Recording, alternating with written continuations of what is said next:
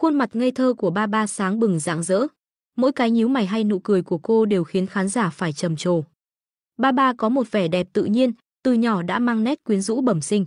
Mới 19 tuổi, nhưng cô đã có sức hút kỳ lạ, vừa ngây thơ vừa đầy quyến rũ. Nhìn thoáng qua, cô có vẻ như một cô gái đáng yêu 19 tuổi, nhưng lại toát lên sự quyến rũ của một phụ nữ trưởng thành. Còn Triệu Thế Hy, với vẻ ngây thơ hồn nhiên, sở hữu khuôn mặt nhỏ nhắn tinh tế chỉ bằng lòng bàn tay. Nhờ tập luyện vũ đạo lâu dài, cô giữ được vóc dáng tuyệt đẹp với đường cong chữ S hoàn hảo, nơi cần đầy đặn thì đầy đặn, nơi cần thon thả thì thon gọn.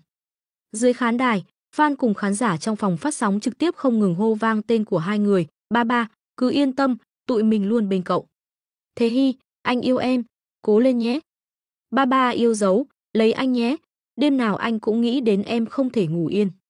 Thực ra, ngay cả khi không có Chương Dịch đứng sau lưng, với tài năng và ngoại hình của hai người, họ vẫn có thể nổi tiếng. Những gì Chương Dịch làm chỉ là đảm bảo cho họ không vì thiếu vốn đầu tư mà mất đi những cơ hội xứng đáng thuộc về họ.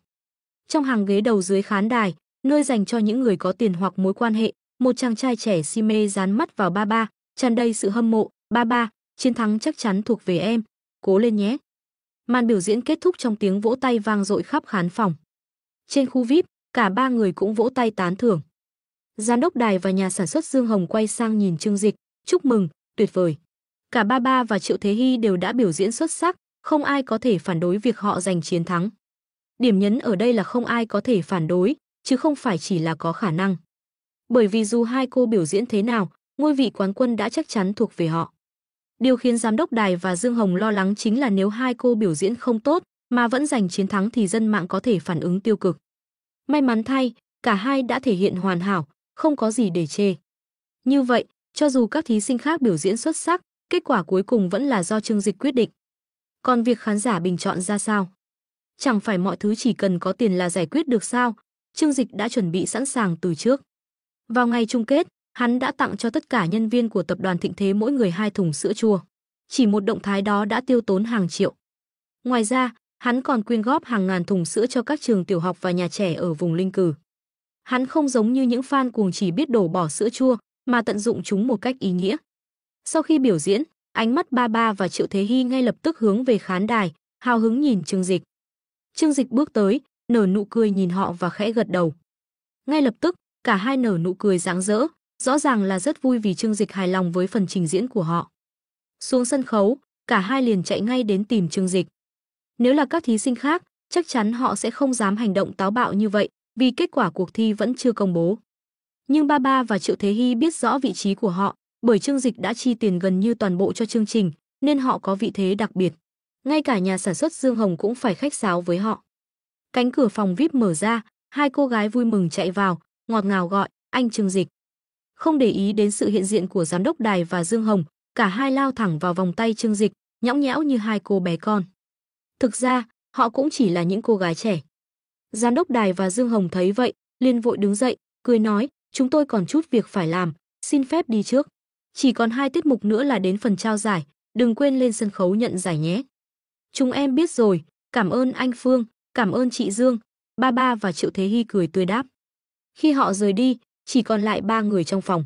Hai cô gái ngay lập tức thể hiện tình cảm hết mức, mỗi người ôm chặt một cánh tay của Chương Dịch, nhõng nhẽo. Anh Chương Dịch, lâu rồi anh không gặp tụi em, có nhớ ba ba không? Thế Hy cũng nhớ anh lắm đó, tối nay phải ở bên tụi em nhé.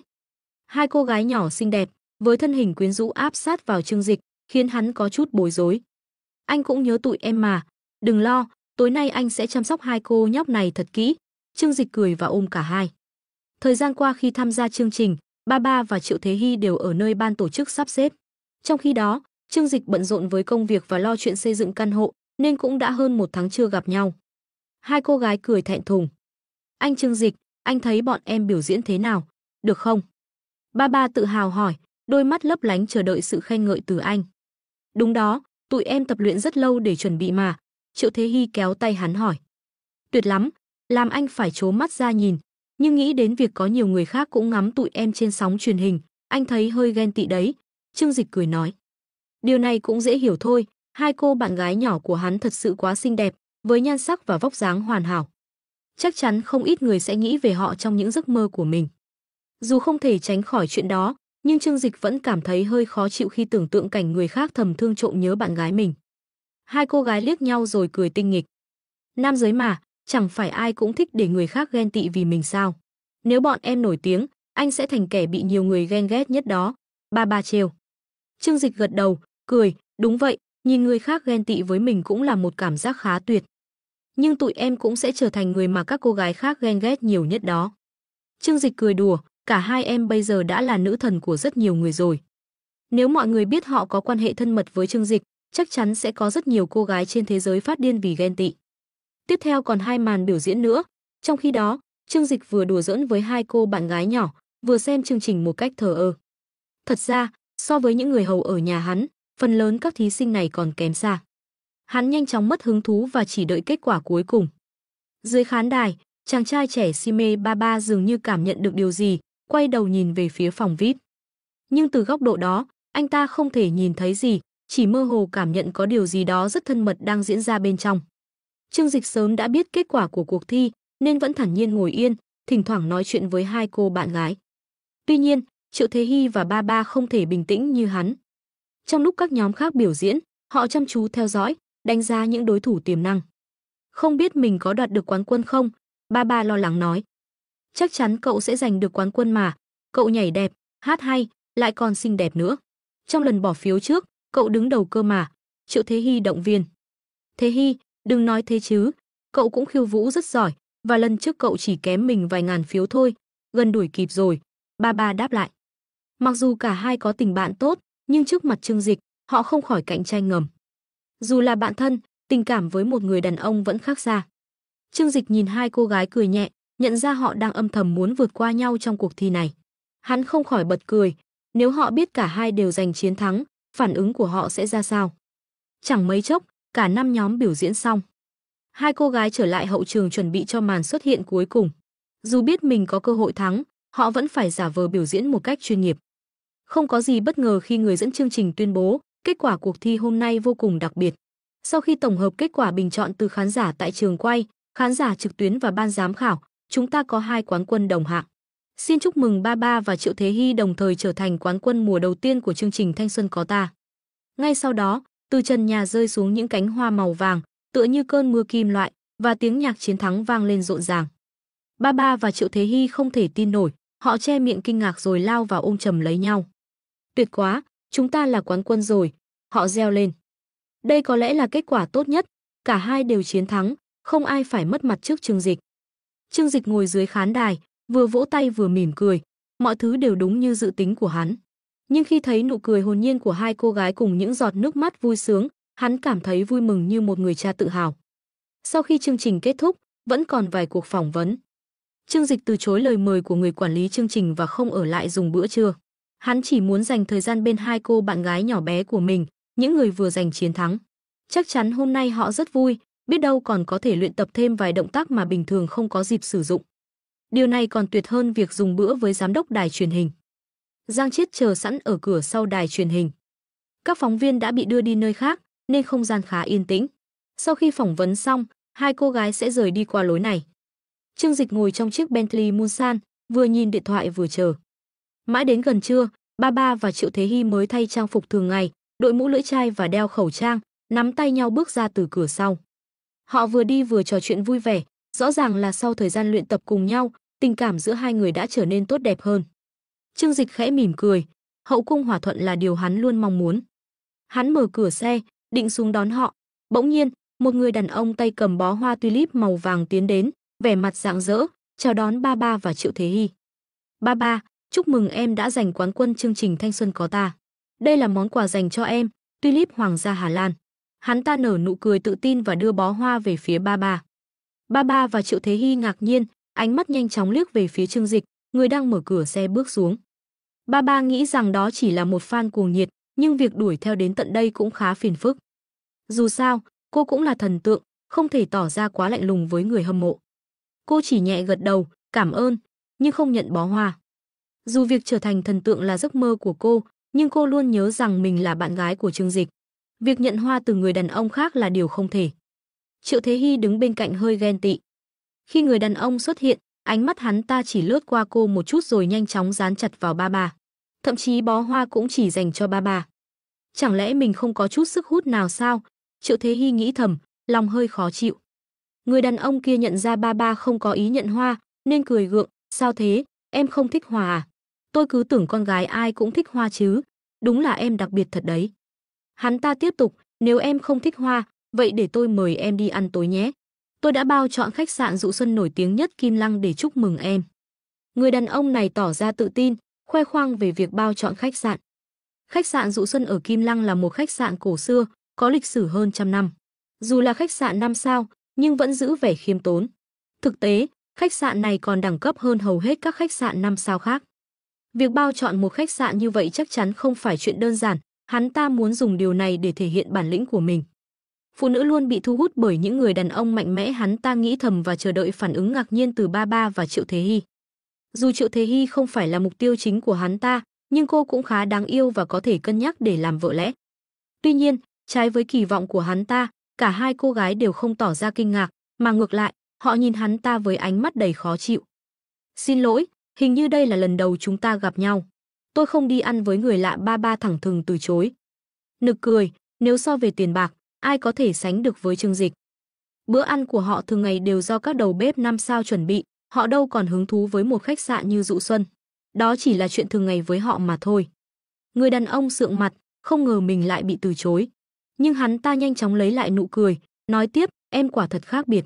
Phụ nữ bình thường chắc chắn sẽ rất vui khi nghe những gì tôi vừa nói. Nhưng chúng ta không phải là người xa lạ, tôi rất hiểu em mà. Lần này em giành quán quân, tôi đã chi ra hơn vài trăm triệu để bỏ phiếu cho em. Hắn ta chỉ vào một con đường gần đó, tôi đã mua rất nhiều sữa bò, nhưng không uống cũng không bán, tất cả đều đổ vào cống để lấy phiếu cho em. Chẳng lẽ điều đó không xứng đáng để em đi ăn cùng tôi một bữa sao?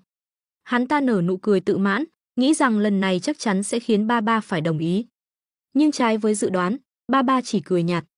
Vậy thì sao? Vài trăm triệu mà thôi, cũng chẳng phải là gì to tát. Thái độ điềm tĩnh của ba khiến người thanh niên trước mặt bực bội, nụ cười trên mặt hắn ta dần gượng gạo. Cô gái này sao có thể không xem hắn ta ra gì như vậy? Chắc là cô không biết hắn ta thực sự là ai. Ha ha, Viên tiểu thư quả thật rất có cá tính, tôi càng ngày càng thích cô. Người thanh niên tự tin cười nói. Tiếc là anh đã đến muộn, cô ấy đã có chủ rồi. Giọng nói của Trương Dịch vang lên từ phía sau. Nhìn thấy có người đến chọc ghẹo bạn gái mình, dù là fan cuồng, Trương Dịch cũng không cảm thấy vui vẻ. Hắn cho ba ra mắt chỉ để cô có thể đứng trên sân khấu lớn và tỏa sáng, chứ không cần đến những fan nam này. Hắn thừa biết ý đồ của họ. Gọi ba là vợ trước màn hình máy tính đã đủ tệ, nay lại dám đến đây làm phiền trực tiếp, hắn không thể bỏ qua hành vi này của fan cuồng.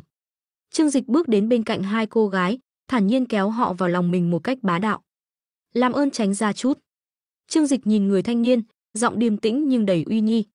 Hắn không cần phải tức giận vì một fan cuồng. Nhìn thấy cảnh tượng đó, trong mắt người thanh niên lóe lên tia giận dữ. Anh có quan hệ gì với ba? Hắn ta hỏi. Chính là mối quan hệ như anh thấy. Trương Dịch đáp lại một cách thản nhiên. Ba cũng ngoan ngoãn tựa đầu vào vai hắn, điều này khiến người thanh niên không khỏi siết chặt nắm đấm, không thể chấp nhận hiện thực trước mắt.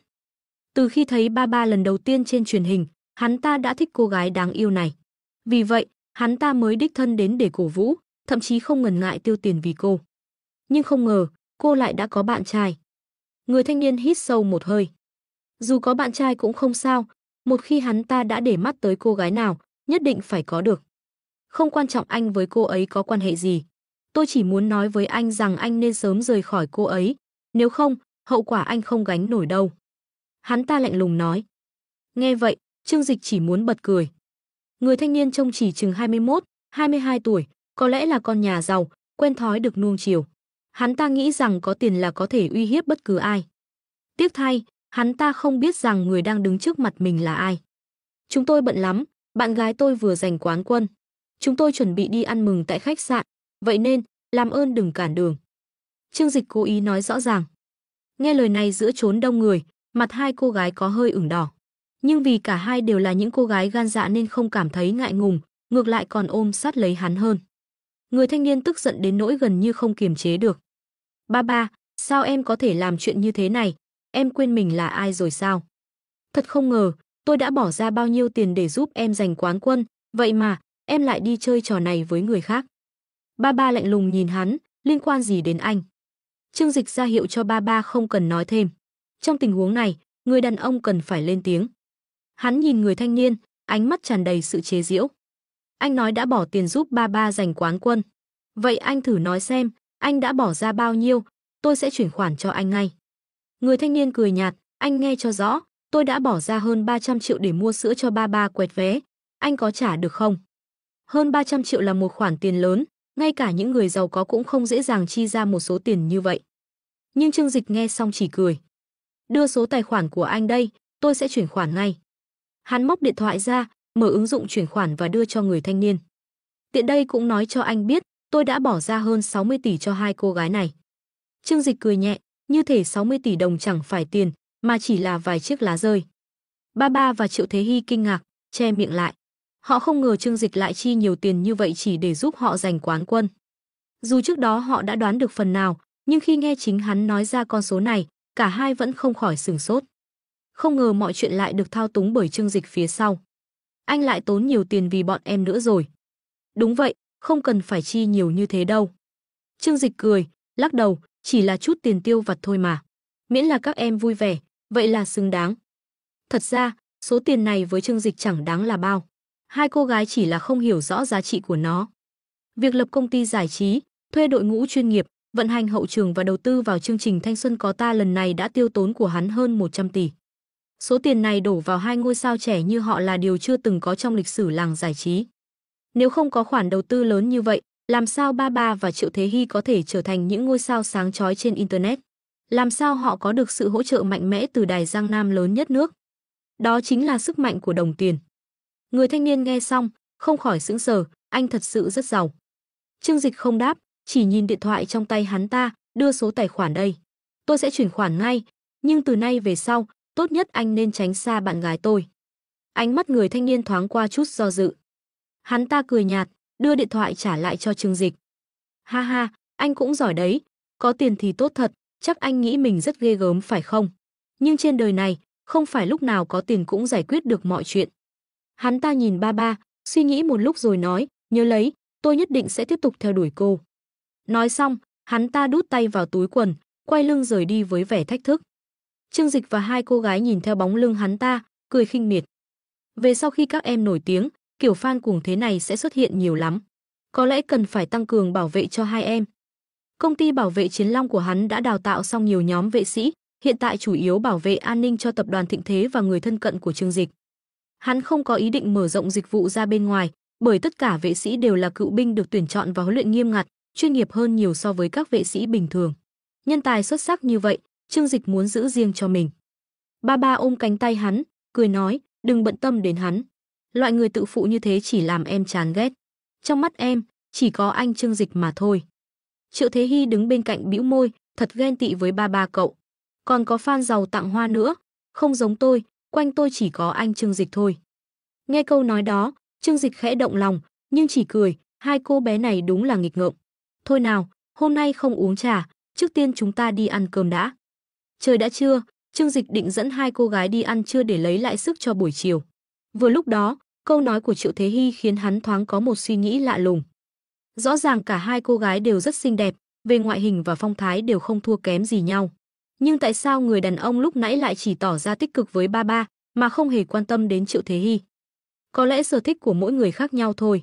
Trương Dịch thầm nghĩ rồi bỏ qua chuyện đó, không muốn lãng phí thời gian suy nghĩ về những người như vậy.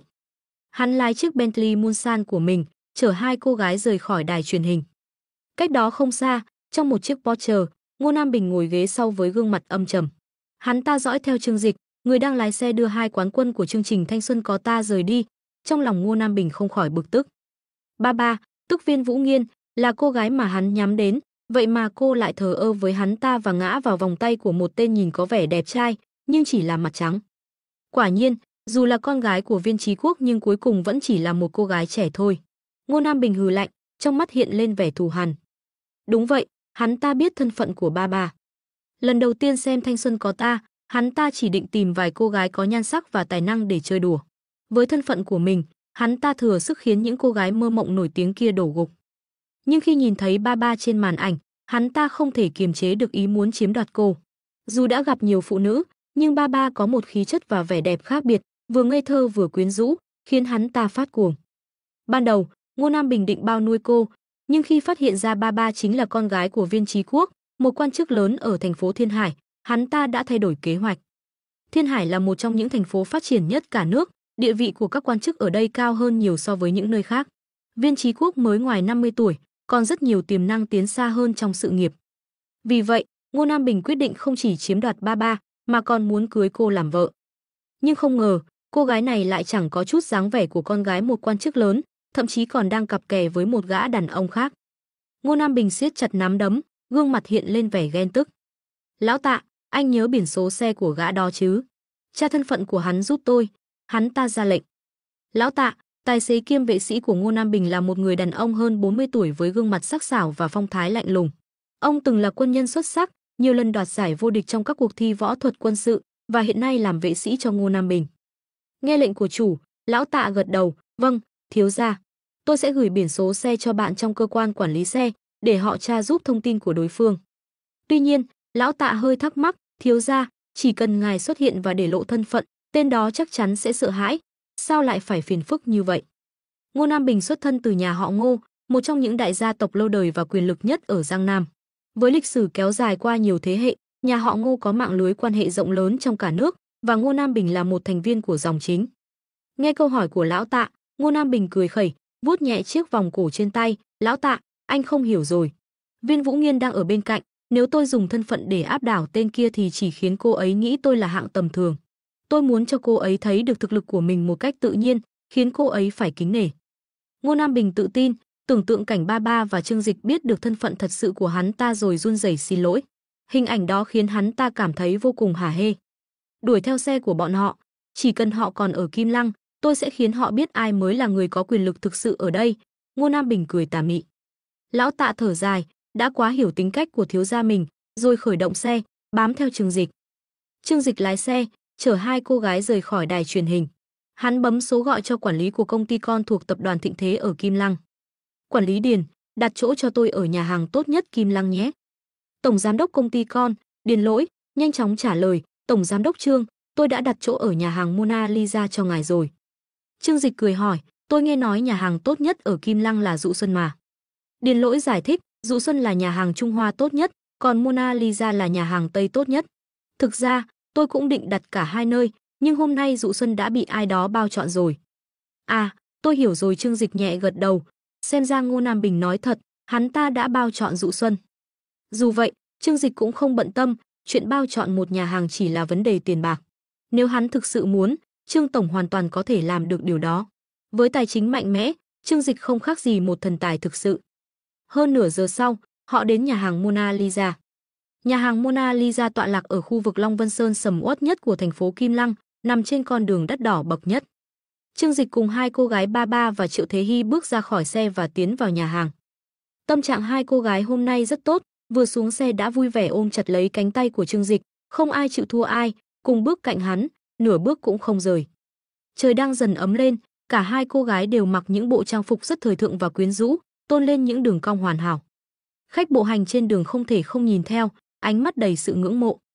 Trương Dịch nhìn hai cô gái đang đội mũ và đeo kính râm, cười nói, sau này khi thành ngôi sao lớn, các em sẽ không thể tự do đi lại thế này đâu, phải cẩn thận paparazzi đấy. Ba cười tinh nghịch, em chỉ muốn đi ra ngoài cùng anh thôi. Bình thường em lười ra ngoài lắm, ánh nắng mặt trời sẽ làm hại da của em mà. Cô vừa nói vừa đưa tay chạm nhẹ lên khuôn mặt trắng mịn, trông thật đáng yêu. Ba thực ra là một cô gái khá giản dị, từ khi trở thành một ngôi sao nổi tiếng, Trương Dịch đã tặng cô một tài khoản VIP. Mọi thứ cô mua sắm qua mạng đều do hắn chi trả, thế nên cô thích ở nhà và đặt đồ online, thậm chí hiếm khi ra ngoài. Cô chỉ vui khi nhận những kiện hàng chuyển phát đến tận cửa. Nhưng rồi các em sẽ còn phải tham gia nhiều chương trình, biểu diễn ở những buổi hòa nhạc nữa. Trương Dịch vừa cười vừa nói. Vậy thì anh phải đi cùng chúng em. Cả hai cô gái đồng thanh, giọng điệu ngọt ngào như muốn níu kéo Trương Dịch mãi bên cạnh. Trương Dịch bật cười, lắc đầu bất đắc dĩ. Hắn không thể không chiều chuộng hai cô gái đáng yêu này, họ trẻ trung, xinh đẹp và đơn thuần, làm sao hắn không cưng chiều cho được. Khi vào đến nhà hàng, Trương Dịch báo tên mình, nhân viên phục vụ lập tức dẫn họ đến chỗ ngồi. Mona Lisa quả không hổ danh là nhà hàng Tây sang trọng nhất Kim Lăng. Không gian rộng rãi, trang trí tinh tế, với phong cách cổ điển Tây Âu, Từ các bức tranh trên tường đến những chi tiết chạm khắc trên ghế đều mang đậm nét châu Âu cổ kính. Ở một góc nhà hàng, một ban nhạc châu Âu đang trình diễn những bản nhạc du dương. Tiếng violon uyển chuyển làm không khí thêm phần yên tĩnh và dễ chịu. Nghe giai điệu của bản nhạc, Trương Dịch đoán nghệ sĩ violon có ít nhất 20 năm kinh nghiệm biểu diễn. Có lẽ ban nhạc này cũng khá nổi tiếng tại châu Âu, nếu không thì khó có thể được biểu diễn tại một nơi đẳng cấp như Mona Lisa. Dù vậy, Trương Dịch vẫn giữ vẻ mặt bình thản, không tỏ ra quá ấn tượng với không gian sang trọng nơi đây. Bởi lẽ trong biệt thự của hắn, mọi thứ từ trang trí, nội thất đến ban nhạc riêng đều ở một đẳng cấp cao hơn nhiều. Ba người ngồi xuống bàn vốn dành cho 4 người, nhưng cả hai cô gái đều không muốn ngồi xa Trương Dịch, thế nên họ chen nhau ngồi sát bên hắn, khiến phục vụ viên phải nhìn theo đầy ngạc nhiên. Ba Ba và Triệu Thế Hy đều là những cô gái xinh đẹp nổi bật, dù đeo kính râm và mũ che mặt nhưng thân hình quyến rũ và nét tinh tế của họ vẫn đủ để thu hút ánh nhìn. Người đàn ông đi cùng họ rõ ràng cũng không phải người tầm thường, với khí chất tự tin và phong thái lịch lãm. "Thưa quý ông, quý cô, các vị muốn dùng món gì?" Phục vụ viên lễ phép hỏi. Trương Dịch mở thực đơn, hai cô gái thì nép vào vai hắn, vừa nhìn thực đơn vừa cố ý tạo cảm giác thân mật. Trương Dịch cười nói, "Hôm nay là ngày của các em, muốn ăn gì thì cứ chọn đi." Bữa tiệc trưa này chỉ là sự kiện đơn giản, bởi vì buổi tối còn có một bữa tiệc lớn hơn tại khách sạn của tập đoàn Thịnh Thế để chúc mừng chiến thắng của họ. "Em muốn ăn ốc sên kiểu Pháp." "Em chọn jambon Tây Ban Nha." "Em cũng muốn món ngắm nhìn bầu trời nữa." Sau khi chọn món, cả hai quay sang nhìn Trương Dịch với ánh mắt đầy tinh nghịch và hàm ý. "Tôi cũng muốn một phần hàu sống lớn." Trương Dịch nói đùa, khiến phục vụ viên có chút lúng túng nhưng vẫn đáp, "Dạ, tôi sẽ ghi lại." Trương Dịch mỉm cười, "Anh có cần dùng món này không?" "Đùa thôi, lát nữa anh sẽ cho các em thấy khả năng của mình." Hai cô gái khúc khích cười, "Tụi em sợ đó. Hơn nửa tháng rồi anh không gặp tụi em, hôm nay chúng em sẽ trừng phạt anh." Ba Ba và Triệu Thế Hy trêu đùa, khiến Trương Dịch không khỏi bật cười. Ba Ba còn nghịch ngợm liếm nhẹ vào tai hắn, một hành động mà cô biết sẽ làm hắn không thoải mái. Cô đã ở bên hắn gần 1 năm, nên rất rõ điểm nhạy cảm của hắn ở đâu. Quả nhiên, Trương Dịch khẽ giật mình, rồi liền bóp nhẹ đùi của cô. "Đợi đấy, lát nữa xem anh xử lý hai đứa nhóc thế nào." Hai cô gái cười ngặt nghẽo, biết rằng mình đã trêu chọc hắn thành công. Phục vụ viên ghi món xong, rời đi. Trương Dịch ngồi lại, vừa trò chuyện vui vẻ với hai cô gái, vừa lên kế hoạch cho tương lai của họ. "Sau này, anh sẽ sắp xếp cho các em tham gia những chương trình nghệ thuật nổi tiếng nhất. Sau đó, chúng ta sẽ đẩy mạnh truyền thông, tạo chủ đề hot trên mạng. Rồi các em sẽ được đóng vai chính trong các bộ phim lớn, với dàn sao quốc tế hỗ trợ. Đến khi đó, cả nước sẽ không ai không biết đến tên tuổi của các em. Việc nổi tiếng thật sự rất đơn giản." Ba Ba và Triệu Thế Hy rạng rỡ cười tươi, họ biết rằng với sự hỗ trợ của Trương Dịch, giấc mơ trở thành ngôi sao sẽ không còn xa vời. "Cảm ơn anh, Trương Dịch." Cả hai không ngần ngại ôm lấy hắn và hôn lên má. Đối với họ, không có gì quyến rũ hơn một người đàn ông sẵn sàng hy sinh và cống hiến cho tương lai của mình. Trò chuyện một lúc lâu mà thức ăn vẫn chưa được mang ra, Trương Dịch bắt đầu cảm thấy đói bụng. Nhà hàng này là nổi tiếng nhất Kim Lăng, tại sao phục vụ lại chậm thế? Hắn cau mày, cảm thấy không hài lòng. Đúng lúc đó, Trương Dịch nhìn thấy người phục vụ đã tiếp đón họ lúc nãy cùng một người có vẻ là quản lý nhà hàng đang vội vã tiến đến bàn của họ. Quản lý nhà hàng, trông có vẻ là người phụ trách, dẫn theo nhân viên phục vụ tiến tới bàn của Trương Dịch. Nhìn biểu cảm trên mặt họ, Trương Dịch cảm giác có điều gì đó không ổn. Hắn mỉm cười hỏi, "Có vấn đề gì với bữa ăn của chúng tôi sao?" Hai cô gái Ba Ba và Triệu Thế Hy cũng tò mò nhìn về phía quản lý. Quản lý nhà hàng cúi chào lịch sự rồi nói, "Ba vị, vô cùng xin lỗi. Hôm nay, có lẽ các vị không thể dùng bữa tại đây. Để bù đắp, chúng tôi sẽ tặng các vị một phiếu trị giá 1.000 tệ để sử dụng cho lần sau." Lời nói vừa dứt, Ba Ba và Triệu Thế Hy lập tức tỏ vẻ không hài lòng. "Ý là sao? Chúng tôi đã chờ nửa giờ rồi. Giờ lại bảo không thể ăn ở đây." Triệu Thế Hy phản ứng gay gắt. Nhà hàng Mona Lisa danh tiếng như vậy mà lại đuổi khách. Điều này thật quá đáng. Ba Ba cũng tức giận. Trương Dịch vẫn giữ thái độ bình tĩnh. Hắn biết khi có chuyện bất thường, nhất định có nguyên do. Hắn không phải người không hiểu lý lẽ, ít nhất cũng muốn nghe giải thích trước. Hắn mỉm cười, quay sang quản lý nhà hàng và hỏi, "Có thể cho tôi biết lý do không? Chúng tôi đã đặt bàn từ trước, và khi đó không ai nói với chúng tôi rằng hôm nay không thể dùng bữa." Quản lý có vẻ khó xử, nhưng hắn ta đành giải thích, "Thưa ngài, có một vị khách rất quan trọng vừa bao chọn nhà hàng của chúng tôi, mong ngài thông cảm." Trong mắt Trương Dịch ánh lên một tia hứng thú rồi nhanh chóng biến mất. Hắn mỉm cười nhẹ nhàng, "Vị khách rất quan trọng sao?"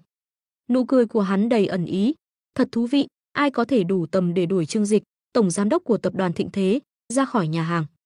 Ba Ba và Triệu Thế Hy cũng cảm thấy buồn cười, khách quan trọng.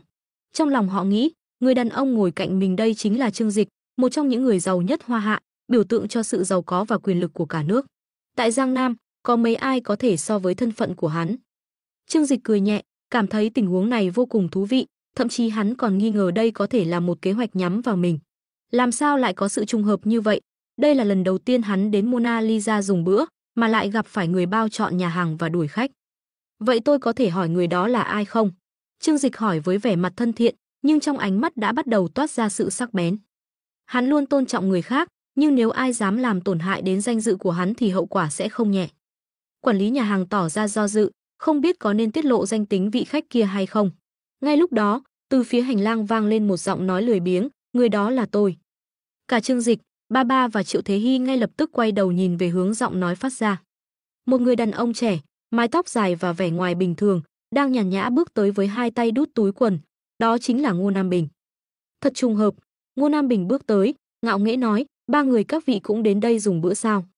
Quản lý và nhân viên phục vụ cúi người chào, Ngô thiếu gia. Trương Dịch híp mắt, có thể nhận ra người này không phải kẻ tầm thường. Nếu không, nhà hàng Mona Lisa, một nhà hàng cao cấp được gắn sao Michelin, sẽ không thể tùy tiện đắc tội với khách hàng như vậy chỉ để chiều lòng hắn ta. Ngô Nam Bình ngồi xuống ghế đối diện với Trương Dịch, vắt chéo chân và khoác tay lên thành ghế, ánh mắt đầy khiêu khích nhìn Trương Dịch. Từng động tác của hắn ta như muốn truyền đi thông điệp, anh không đấu lại tôi đâu. Đương nhiên, Ba Ba và cô gái bên cạnh có thể ở lại, hắn ta nhướng mày, nhìn về phía hai cô gái với ánh mắt đầy tự mãn. Ba Ba và Triệu Thế Hy lập tức nhăn mặt, tỏ rõ sự chán ghét. Trước đây họ đã gặp qua kiểu người như Ngô Nam Bình, luôn tự cho mình là trung tâm và nghĩ rằng mọi thứ sẽ xoay quanh hắn ta. Trương Dịch khẽ nhếch môi, nụ cười lạnh hiện rõ. Không ngờ gã này lại dám mặt dày đeo bám đến cùng như vậy. Giờ ngay cả việc dùng một bữa cơm yên bình cũng không xong. Ngô Nam Bình vẫy tay, ra hiệu cho Trương Dịch, anh có thể đi được rồi. Quản lý nhà hàng cũng tiến tới, cố gắng lịch sự nói, xin lỗi ngài, nhưng mong ngài có thể rời khỏi đây. Trương Dịch nhấc chén trà ô long lên, nhấp một ngụm, rồi cười mỉa, vậy là muốn tôi rời đi thật sao? Quản lý nhà hàng khẽ cúi người, nói nhỏ, ngài có lẽ không biết, nhưng đây là Ngô Nam Bình, tam công tử của gia tộc Ngô tại Kim Lăng. Cái tên Kim Lăng nhà họ Ngô được nhấn mạnh đặc biệt, như thể nó mang một sức mạnh to lớn. Trương Dịch khẽ gật đầu, trong đầu liền nhớ lại một số thông tin về gia tộc Ngô ở Kim Lăng. Dù hắn không thường xuyên tham gia các buổi giao lưu xã hội nhưng đã nghe qua Tô Minh Ngọc nhắc đến một số gia tộc lớn tại Giang Nam, trong đó có nhà họ Ngô. Nhà họ Ngô là một gia tộc có tiếng tại Giang Nam, với lịch sử hơn 100 năm, từ thời Thanh Đình đã là một gia tộc lớn và đến nay vẫn duy trì sức ảnh hưởng mạnh mẽ. Tuy nhiên, điều này không khiến Trương Dịch bận tâm. Với số vốn khổng lồ và mạng lưới quan hệ sâu rộng trong tay, hắn không e ngại bất kỳ ai. Một gia tộc như nhà họ Ngô không phải là thứ mà hắn muốn đối đầu, nhưng nếu họ động đến hắn thì đó sẽ là câu chuyện hoàn toàn khác. Trương Dịch cảm thấy thật buồn cười khi một thằng nhãi con như Ngô Nam Bình dám đến đây và tỏ ra uy quyền trước mặt hắn. Nguyệt Thần, cha giúp tôi thông tin về Ngô Nam Bình và nhà hàng Mona Lisa.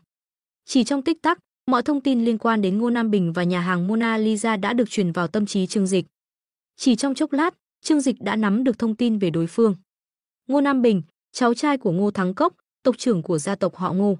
Hắn là tam công tử của nhà họ Ngô, đồng thời sở hữu một câu lạc bộ xe sang trọng và một hộp đêm.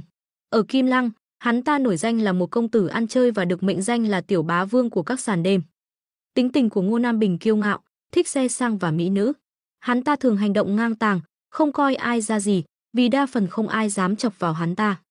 Hiểu rõ tình hình, Trương Dịch nhanh chóng nhận ra tại sao Ngô Nam Bình lại hành xử như hôm nay. Tiếp đó, hắn kiểm tra thông tin về nhà hàng Mona Lisa. Thật trùng hợp, chủ nhà hàng có mối quan hệ rất thân thiết với tập đoàn Thịnh Thế. Vào đầu năm nay, chính ông chủ của Mona Lisa đã từng xin Trương Dịch một mũi thương long huyết để cứu chữa con gái mình, người mắc bệnh ung thư máu. Vì mối quan hệ hợp tác chiến lược giữa tập đoàn của ông và tập đoàn Thịnh Thế, Trương Dịch đã đồng ý tặng một mũi thuốc quý. Những việc này không phải là trùng hợp, bởi vì hầu hết các doanh nghiệp tiêu dùng lớn tại Hoa Hạ đều có mối quan hệ với tập đoàn Thịnh Thế, đặc biệt trong lĩnh vực ẩm thực, nơi tụ mỹ thực chiếm lĩnh thị trường. Cùng với sức mạnh của thương long huyết, Trương Dịch đã xây dựng được một mạng lưới quan hệ rộng lớn với các doanh nghiệp và giới chức. Vì thế, việc hắn quen biết chủ nhà hàng Mona Lisa cũng là điều rất bình thường. Chờ chút nhé, tôi gọi một cuộc điện thoại, Trương Dịch mỉm cười nói với quản lý nhà hàng. Quản lý nhà hàng có vẻ do dự, liếc nhìn Ngô Nam Bình đang ngồi đó. Ngô Nam Bình nhướng mày, không chút e ngại, gọi người à? Để tôi nói cho anh biết, chỉ cần tôi mở miệng ở Kim Lăng này, không ai dám giúp anh. Trương Dịch không tranh luận, chỉ cười nhạt rồi bấm số gọi điện thoại cho ông chủ nhà hàng Mona Lisa. Chào anh, Tổng Giám đốc Thu, lâu rồi không gặp. Vâng, hôm nay tôi đến Kim Lăng. Ha ha, tôi đang ăn ở nhà hàng của anh, tiếc là chưa kịp ăn miếng nào thì đã bị đuổi ra ngoài. Vâng, cảm ơn anh. Trương Dịch cúp máy, vẫn giữ vẻ điềm tĩnh. Ngô Nam Bình nhíu mày, cười khẩy, anh có làm gì cũng vô ích. Hôm nay tôi quyết tâm không để anh ăn yên bữa cơm này đâu. Hắn quay sang nhìn Ba Ba và Triệu Thế Hy, nhưng hai cô thì có thể ở lại, tôi luôn tôn trọng phụ nữ. Ba Ba và Triệu Thế Hy đáp lại bằng tiếng hừ lạnh, hoàn toàn phớt lờ hắn ta. Đúng lúc đó, chuông điện thoại của quản lý nhà hàng vang lên. Hắn ta vội vàng lấy điện thoại ra, và khi thấy số gọi đến, sắc mặt trở nên nghiêm trọng. Đó chính là cuộc gọi từ chủ tịch tập đoàn. Chào Tổng Giám đốc Thu, ngài có gì chỉ thị? Cái gì? Quản lý nhà hàng không khỏi ngạc nhiên, quay sang nhìn Trương Dịch với ánh mắt kinh ngạc và có phần lo lắng. Hắn ta như bị sốc bởi những lời từ đầu dây bên kia. Vâng, tôi hiểu rồi. Ngô Nam Bình bắt đầu cảm thấy có điều gì đó không ổn, vì thái độ của quản lý nhà hàng bỗng thay đổi khác thường. Sau khi cúp máy, quản lý nhà hàng cúi người trước Trương Dịch, thái độ trở nên vô cùng kính trọng. Thưa anh Trương, thành thật xin lỗi, tôi không biết ngài đã đến. Nói rồi, hắn ta cúi đầu 90 độ, vô cùng thành khẩn, xin ngài tha lỗi vì sự mạo phạm của tôi. Trương Dịch mỉm cười, đưa tay đỡ hắn ta, không sao, người không biết thì không có tội. Tôi vốn thích giữ kín tiếng, nên anh không nhận ra tôi cũng là chuyện bình thường thôi. Vậy bây giờ, tôi có thể dùng bữa trưa? Hắn chỉ tay về phía cửa, nở một nụ cười đầy ẩn ý. Quản lý nhà hàng lập tức lắc đầu, cười gượng gạo, không, nếu để người khác biết tôi đuổi ngài đi, chắc chắn nhà hàng này sẽ bị đập nát mất. Chủ tịch cũng sẽ không tha cho tôi, ngài cứ yên tâm dùng bữa, đồ ăn sẽ được mang ra ngay lập tức. Trương Dịch nở nụ cười nhạt, tôi thích ăn trong yên tĩnh, không muốn có ai quấy rầy. Quản lý nhà hàng hiểu ngay ý, liếc nhìn Ngô Nam Bình rồi gật đầu. Đã rõ, Ngô Nam Bình vẫn còn chưa hiểu chuyện gì đang xảy ra. Ý anh là gì? Tôi đã bảo anh đuổi hắn đi, anh không nghe sao? Quản lý nhà hàng đẩy nhẹ cặp kính gọng vàng, lịch sự đáp, thành thật xin lỗi, Ngô thiếu gia. Hôm nay nhà hàng không phục vụ người ngoài, mời anh trở lại vào hôm khác. Giọng nói của quản lý vừa lịch sự nhưng cũng rất kiên quyết, hoàn toàn khác với thái độ lo lắng lúc trước. Lời của chủ tịch đã rõ ràng, hơn nữa, biết được thân phận của Trương Dịch, quản lý nhà hàng không còn lo lắng việc đắc tội với Ngô Nam Bình. Anh nói gì? Ngô Nam Bình tức giận đứng phát dậy, mặt đỏ bừng. Anh đuổi tôi đi, anh có điên không? Quản lý nhà hàng nhẹ nhàng gật đầu, đúng vậy. Bởi vì hôm nay nhà hàng chỉ phục vụ cho anh Trương. Ngô Nam Bình ngỡ ngàng nhìn Trương Dịch, cuối cùng, hắn ta cũng bắt đầu nhận ra rằng đối phương không phải là một người bình thường. Thân phận và địa vị của Trương Dịch có lẽ còn cao hơn cả hắn ta. Nhưng đây là Kim Lăng, làm gì có ai có thể vượt qua quyền lực của nhà họ Ngô. Ngô Nam Bình tự hỏi, trong thành phố này, hắn ta biết hết mọi người quyền thế, chẳng lẽ chưa từng nghe đến cái tên này. Ba Ba và Triệu Thế Hy nhìn nhau đầy hãnh diện. Nhìn thấy bạn trai mình có sức ảnh hưởng lớn như vậy, cả hai không khỏi dương dương tự đắc, ánh mắt đầy vẻ chế giễu nhìn Ngô Nam Bình. Dù không nói gì, nhưng thái độ của họ đã đủ khiến Ngô Nam Bình cảm thấy nhục nhã. Là một công tử nhà quyền thế, chưa bao giờ Ngô Nam Bình phải chịu sự sỉ nhục như thế này, đặc biệt là trước mặt những cô gái mà hắn ta đang để ý. Cơn giận trong lòng hắn ta dâng trào. Làm ơn nói rõ, hắn là ai mà tôi phải nhường chỗ? Ngô Nam Bình gầm lên, giọng đã bắt đầu lạc đi vì tức giận. Nếu không vì giữ thể diện, hắn ta đã xông vào đánh nhau với quản lý nhà hàng. Trương Dịch vẫn điềm tĩnh, nhấp một ngụm trà ô long, không thèm nhìn đến Ngô Nam Bình. Quản lý nhà hàng không mất bình tĩnh, bình thản nói, anh Trương đây chính là tổng giám đốc của tập đoàn Thịnh Thế, Trương Dịch. Nghe đến cái tên Trương Dịch, Ngô Nam Bình không thể che giấu sự ngạc nhiên. Đồng tử của hắn ta giãn ra, và ánh mắt lạnh lùng quay sang nhìn Trương Dịch. Anh là Trương Dịch, tổng giám đốc bí ẩn của tập đoàn Thịnh Thế. Là tôi, Trương Dịch đáp lại, ánh mắt thản nhiên. Ngô Nam Bình cười lạnh, ha, hóa ra anh là ông chủ của Thịnh Thế, nhưng anh có biết tôi là ai không? Dù đã biết thân phận của Trương Dịch, Ngô Nam Bình vẫn không tỏ ra sợ hãi. Dù sao, trong mắt hắn, Trương Dịch cũng chỉ là một thương nhân, mà thương nhân thì không thể đấu lại những người có quyền lực như gia tộc họ Ngô. Không quan tâm, Trương Dịch lắc đầu, giọng lạnh lùng. Anh bây giờ chỉ là kẻ đang quấy rối bữa ăn của tôi. Hắn phất tay nhẹ như xua đuổi một con ruồi. Vậy nên, mời anh biến đi. Trương Dịch không khách sáo mà trực tiếp đuổi Ngô Nam Bình đi ngay lập tức. Điều này khiến Ngô Nam Bình tức giận, máu nóng dồn lên mặt, gân xanh nổi rõ. Đây là Kim Lăng, địa bàn của gia đình họ Ngô, vậy mà có người dám nói chuyện với hắn ta như vậy, thật là nhục nhã không thể chịu nổi. Đặc biệt, khi thấy ánh mắt đầy ngưỡng mộ của ba nhìn Trương Dịch, điều này càng làm Ngô Nam Bình phát điên. Hắn ta hạ giọng, mang theo sự đe dọa, "Trương Dịch, mày có hiểu hậu quả khi đắc tội với tao sẽ thế nào không?" Trương Dịch lạnh lùng cười đáp, "Còn mày đã nghĩ kỹ hậu quả khi đụng vào tao chưa? Giang Nam nhà họ Ngô ghê gớm quá cơ." Hai bên sắp nổ ra tranh cãi thì quản lý nhà hàng bước lên ngăn Ngô Nam Bình lại. "Xin lỗi Ngô thiếu gia, mong ngài rời đi trước." "Anh."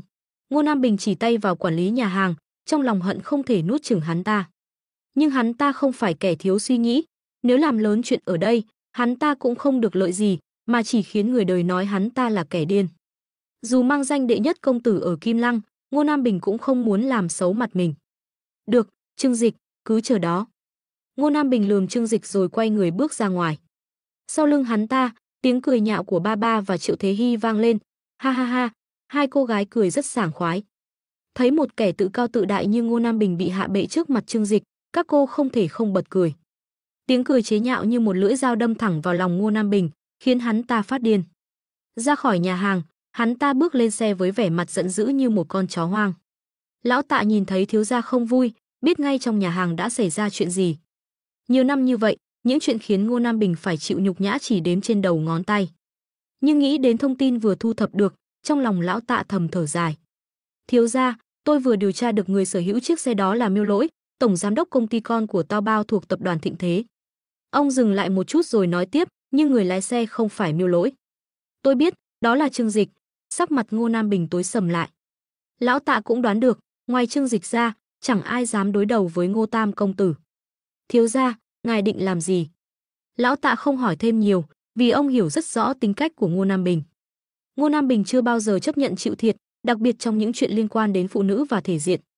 Trước đây, chỉ vì một cô gái mà hắn ta sẵn sàng đánh nhau với cháu trai của một quan chức lớn ở Giang Nam. Dù sau đó bị ông nội ép xin lỗi, hắn ta vẫn tiếp tục hành xử theo ý mình. "Làm gì ư? Ha ha."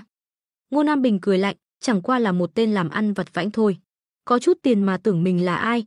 Đây là Giang Nam, là đất của nhà họ Ngô chúng ta. Đắc tội với tôi sẽ cho hắn biết hậu quả là thế nào. Hắn ta luôn là kẻ chẳng biết sợ ai. Hơn nữa, chuyện này lại xảy ra ngay tại nhà hàng Mona Lisa, không ít người tận mắt chứng kiến. Chỉ trong một ngày, sự việc sẽ lan khắp tầng lớp thượng lưu Kim Lăng, và chẳng bao lâu cả Giang Nam sẽ biết đến. Nếu hắn ta không đáp trả, chắc chắn cả đời sẽ bị cười chê. Nhưng mà, thân phận của Trương Dịch bây giờ không tầm thường. Anh ta có danh tiếng lớn trong dân gian, nhiều quan chức cũng nợ ơn nhờ loại thuốc chống ung thư mà anh ta phát triển. Đụng vào anh ta bây giờ có khi lại tạo cơ hội cho những người kia trả ơn, không khéo đâu. Lão Tạ chậm rãi nói. Ánh mắt Ngô Nam Bình đầy sự u ám và độc ác. "Tôi hiểu." Hắn ta khẽ gật đầu. Dù tàn nhẫn và ngang ngược, Ngô Nam Bình không phải kẻ thiếu đầu óc. Lớn lên trong nhà họ Ngô và lăn lộn trong xã hội thượng lưu Giang Nam hơn 20 năm, hắn ta có thừa mưu mô. Hành xử hung hăng chỉ vì hắn ta không cần phải giữ kẽ với nhiều người. Nhưng khi nói đến cách đối phó người khác, Ngô Nam Bình luôn có những chiêu trò gian xảo. Chơi trực diện không dễ, nhưng âm thầm ra tay để hắn phải trả giá thì ta có cách. Ngô Nam Bình cười lạnh lùng, trong nụ cười ấy ẩn chứa một sự nguy hiểm chết người. Sau khi Ngô Nam Bình rời đi, Trương Dịch cùng hai cô bạn đã có một bữa trưa vui vẻ, thư giãn. Ăn no mới có sức làm việc. Giống như người nông dân trước khi ra đồng cũng phải no bụng mới làm được. Trưa hôm ấy, ba người hầu như không rời khỏi phòng. Hai cô gái dường như đã bàn bạc với nhau từ trước, định hôm nay sẽ ra oai với Trương Dịch để bắt hắn phải đầu hàng. Nhưng với năng lực thiên bẩm, cộng với việc đã tu luyện qua các bài tập dưỡng sinh, Trương Dịch không phải người bình thường. Kỹ năng của hắn đạt đến mức lô hỏa thuần thanh, mỗi chiêu thức đều chuẩn xác và đầy uy lực. Dù Ba và Triệu Thế Hy thay nhau tấn công, cả hai vẫn bị Trương Dịch áp đảo hoàn toàn. Đến chiều tối, hai cô mệt mỏi nằm ngủ say sưa trên giường. Tuy nhiên, giấc ngủ này cũng không kéo dài, vì công ty truyền thông đã chuẩn bị tiệc mừng cho họ. Việc giành được chiến thắng trong chương trình Thanh Xuân Có Ta khiến các cô trở nên nổi tiếng, và công ty đã nhanh chóng lên kế hoạch để tận dụng nhiệt độ này, giúp họ trở thành những ngôi sao hàng đầu. Trương Dịch nhìn hai cô gái đáng yêu đang ngủ say, trong lòng vui mừng khi xoa nhẹ làn da mềm mại của họ. Giúp các cô đạt được ước mơ là điều hắn rất muốn, nhưng điều đó không có nghĩa là anh sẽ để họ hoàn toàn dấn thân vào làng giải trí. Thế giới giải trí rất phức tạp, điều này Trương Dịch hiểu rõ hơn ai hết. Không ít đạo diễn, diễn viên từng cố gắng lấy lòng hắn, thậm chí còn ám chỉ rằng hắn có thể thoải mái chọn lựa các nữ diễn viên hàng đầu để phục vụ. Đó không phải là chuyện trong truyện cổ tích mà là sự thật rõ ràng. Làng giải trí là một nơi đầy cám dỗ, và nếu không có bối cảnh vững chắc, khó mà giữ được sự trong sạch. Vì thế, Trương Dịch chắc chắn sẽ bảo vệ hai cô gái của mình, không để họ bị cuốn quá sâu vào thế giới giải trí. Mãi đến hơn 8 giờ tối, hai cô gái mới dần tỉnh lại. Bị Trương Dịch hành hạ cả ngày, họ như những cánh đồng khô cằn gặp được cơn mưa đầu mùa, đôi mắt lấp lánh niềm vui, dù có phần mệt mỏi. Mấy giờ rồi vậy? Ba ba rên lên một tiếng, với tay cầm điện thoại từ đầu giường. Khi nhìn thấy giờ đã hơn 8 giờ, cô hoảng hốt kêu lên, trời ơi, đã muộn thế này rồi. Chị Hà còn nói tối nay có tiệc ăn mừng nữa mà. Triệu Thế Hy cũng vội vàng kéo chăn ra, nhặt vội quần áo từ dưới đất và mặc vào. Gọi ngay cho chị Hà đi, để mọi người phải chờ mình lâu như vậy thật ngại quá, không chừng bị mắng cho xem. Đừng lo. Trương Dịch bước tới với vẻ điềm tĩnh, mặc trên người bộ quần áo thoải mái, tay cầm ly trà. Hắn tựa vào khung cửa, thân hình cao ráo và rắn chắc toát lên vẻ mạnh mẽ. Anh đã nói với họ rồi, bảo cứ chờ tụi em, không có tụi em, họ sẽ phải đợi thôi. Trương Dịch mỉm cười nói. Nghe vậy, ba ba và Triệu Thế Hy vui vẻ nở nụ cười. Có một người bạn trai mạnh mẽ và quyền lực như vậy bảo vệ, quả là cảm giác tuyệt vời. Hồi ở trại huấn luyện, họ đã nghe không ít lời than phiền từ các thực tập sinh khác về sự khắc nghiệt của ngành giải trí. Không chỉ bị sếp mắng, mà còn phải đi tiếp khách, hát hò để lấy lòng, rất cực khổ khi chưa nổi tiếng. Nhưng họ thì khác, vừa bước chân vào làng giải trí đã có những tài nguyên đỉnh cao, được đối xử như ngôi sao hàng đầu. Cảm giác hạnh phúc này khiến cả hai cảm thấy vô cùng hài lòng. Nhanh mặc quần áo rồi chúng ta đi thôi, tối nay các em có thể chơi thoải mái, Trương Dịch cười nói. Vâng, cảm ơn anh Trương Dịch, ba ba yêu anh nhất. Thế Hy cũng yêu anh nhất. Hai cô gái vừa mặc quần áo vừa chạy tới hôn anh một cái thật ngọt ngào. Trương Dịch cười, vuốt nhẹ đầu họ, anh cũng yêu hai đứa. Khi cả hai đã chuẩn bị xong, Trương Dịch dẫn họ xuống lầu. Bên ngoài, Lưu Tử Hào và đội bảo vệ đã chờ sẵn. Một chiếc xe limousine màu đen sang trọng đỗ trước cửa khách sạn, theo sau là 5 chiếc BMW kép đời 7 đen tuyền. Công tử, Lưu Tử Hào và đội bảo vệ đồng thanh cúi chào. Những vệ sĩ này đều là cựu binh, sau khi trải qua huấn luyện đã trở thành những vệ sĩ chuyên nghiệp bậc nhất, được chọn làm vệ sĩ thân cận của Trương Dịch. Mỗi người đều là những tài năng xuất sắc. Chúng ta đi thôi, tối nay, mọi người cũng có thể vui vẻ một chút. Trương Dịch mỉm cười và quay sang Lưu Tử Hào, tôi đang vui, mỗi người tháng này thêm 50 triệu tiền thưởng. Ánh mắt đội bảo vệ lóe lên sự phấn khích, nhưng khuôn mặt vẫn giữ vẻ nghiêm túc và kiên nghị như thép. Trước đây, họ từng rất ngưỡng mộ Lưu Tử Hào khi được theo sát một đại lão như Trương Dịch. Lương cao, đãi ngộ tốt, ai mà không mơ ước. Mọi người đều biết Trương Dịch là một người vô cùng hào phóng, khác hẳn những ông chủ keo kiệt khác, dù giàu nứt đổ vách nhưng chi tiêu thì lại tính toán từng đồng. Người ta vẫn đồn đại rằng có một ông trùm bất động sản ở Hương Cảng dù có tài sản hàng nghìn tỷ nhưng mỗi tháng vẫn đi nhận vài trăm ngàn tiền trợ cấp trái cây. Nhưng Trương Dịch thì khác, hắn luôn tin rằng tiền giữ trong ngân hàng không phải của mình, tiêu xài mới là. Vì vậy, nếu hỏi hắn có bao nhiêu tài sản, có lẽ chính hắn cũng không rõ, nhưng khi cần tiêu tiền, hắn chưa bao giờ do dự. Lưu Tử Hào mỉm cười, vội nói, thay mặt anh em cảm ơn công tử. Trương Dịch quay sang nhìn ba ba và Triệu Thế Hy, mọi người nên cảm ơn hai vị phu nhân của tôi. Hiểu ý, Lưu Tử Hào lập tức lớn tiếng, cảm ơn hai vị phu nhân. Cả đội bảo vệ cũng đồng thanh, cảm ơn hai vị phu nhân. Được gọi là phu nhân, ánh mắt của ba ba và Triệu Thế Hy sáng rỡ đầy tự hào. Dù Trương Dịch từng nói với họ rằng hắn có rất nhiều tri kỷ và có thể sẽ không kết hôn trong tương lai, nhưng điều đó không khiến họ bận tâm. Chỉ cần hắn thừa nhận họ thì những hình thức khác không quan trọng. Thậm chí, ba ba còn từng chia sẻ suy nghĩ của mình với Trương Dịch. Cô không cần phải kết hôn theo pháp lý, nhưng một lễ cưới thì nhất định phải có, vì đối với mỗi người phụ nữ, đó là khoảnh khắc hạnh phúc nhất trong cuộc đời. Trương Dịch cũng đồng ý với ý kiến đó. Dù sao thì tổ chức lễ cưới cũng không phạm luật. Hắn hoàn toàn có thể cưới 20-30 cô một lúc mà không cần đăng ký kết hôn. Hắn tự hào khoe rằng mình có nhiều vợ, miễn không lĩnh chứng là được. Đoàn xe nhanh chóng đến khách sạn nơi tổ chức tiệc. Đây là khách sạn Phúc Lâm, thuộc sở hữu của tập đoàn Thịnh Thế, một khách sạn 5 sao nổi tiếng ở Kim Lăng. Tối nay, khách sạn Phúc Lâm đóng cửa để tổ chức tiệc riêng. Toàn bộ phòng đều được dành cho nhân viên, bảo vệ và người hầu của Trương Dịch cùng công ty truyền thông. Khi đoàn xe đến nơi, khoảng 60 người đã đứng chờ sẵn để chào đón họ. Nặc Nặc và Y Y nhìn thấy Trương Dịch cùng hai cô bạn gái, trong ánh mắt không giấu nổi sự ngưỡng mộ. Chúc mừng chị Ba Ba và chị Thế Hy giành được quán quân. Ngay khi ba người vừa bước vào, cả sảnh tiệc rộn ràng tiếng hoan hô như tiếng sấm, pháo hoa bắn ra tưng bừng. Cảm ơn mọi người. Ba Ba và Triệu Thế Hy vô cùng xúc động, bước tới ôm lấy người quản lý, chuyên gia trang điểm và trợ lý của mình.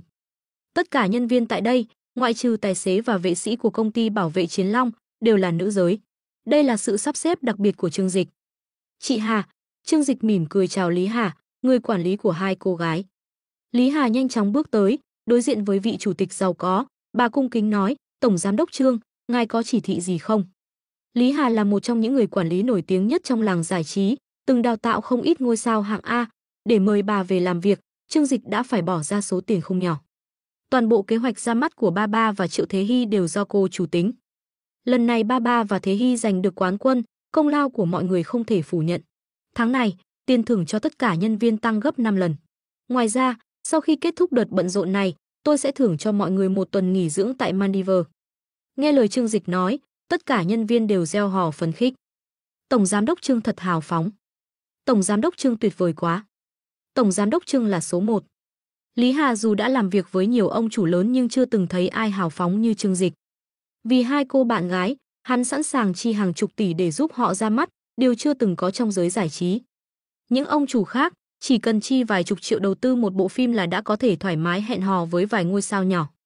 Vâng, Tổng Giám đốc Trương, Lý Hà hớn hở đáp lời. Với mức lương thưởng hàng trăm triệu mỗi tháng thì tăng gấp 5 lần có nghĩa là cô sẽ nhận được tới 600-700 triệu. Tối hôm đó, Trương Dịch cùng Ba và Triệu Thế Hy vui chơi thâu đêm. Hai cô gái vừa mới debut lần đầu đã giành chức vô địch khiến các cô vô cùng phấn khích. Tuy nhiên, sáng hôm sau, cả hai vì quá mệt mà nằm ngủ cả ngày trên giường. Sau khi đoạt giải quán quân, họ còn rất nhiều lịch trình nên tạm thời không thể rời khỏi Kim Lăng. Trương Dịch không quá bận tâm về việc này, vì công việc của tập đoàn đã có Tô Minh Ngọc lo liệu. Những chuyện hàng ngày không cần đến hắn xử lý, trừ khi có việc lớn xảy ra. Vì vậy, hắn quyết định tranh thủ khoảng thời gian này ở lại Kim Lăng để vui chơi cùng hai cô gái. Tuy nhiên, trong lòng Trương Dịch vẫn nhớ đến chuyện của Ngô Nam Bình, công tử nhà họ Ngô. Hắn từng gặp rất nhiều cậu ấm nhà giàu như Ngô Nam Bình. Những người này thường được nuông chiều từ bé, muốn gì là có, chưa từng chịu thiệt thòi bao giờ. Chỉ cần bị nhìn xéo một cái cũng đủ khiến họ tức giận đến mức muốn sống muốn chết. Ngay từ đầu, Trương Dịch đã nghĩ Ngô Nam Bình sẽ dùng thủ đoạn nào đó để trả thù mình. Nếu có chuyện xảy ra, hắn sẵn sàng đối mặt. Dù nhà họ Ngô Nam có quyền lực lớn ở Giang Nam, Trương Dịch cũng chẳng hề sợ hãi vì hắn có đủ tiền và mối quan hệ để đối phó. Nhưng đã gần một tuần trôi qua, mọi thứ vẫn êm đềm, không có gì xảy ra. Trương Dịch dần quên đi chuyện này và không còn để tâm nữa. Việc Ngô Nam Bình không ra tay trực diện cho thấy hắn ta có chút khôn ngoan.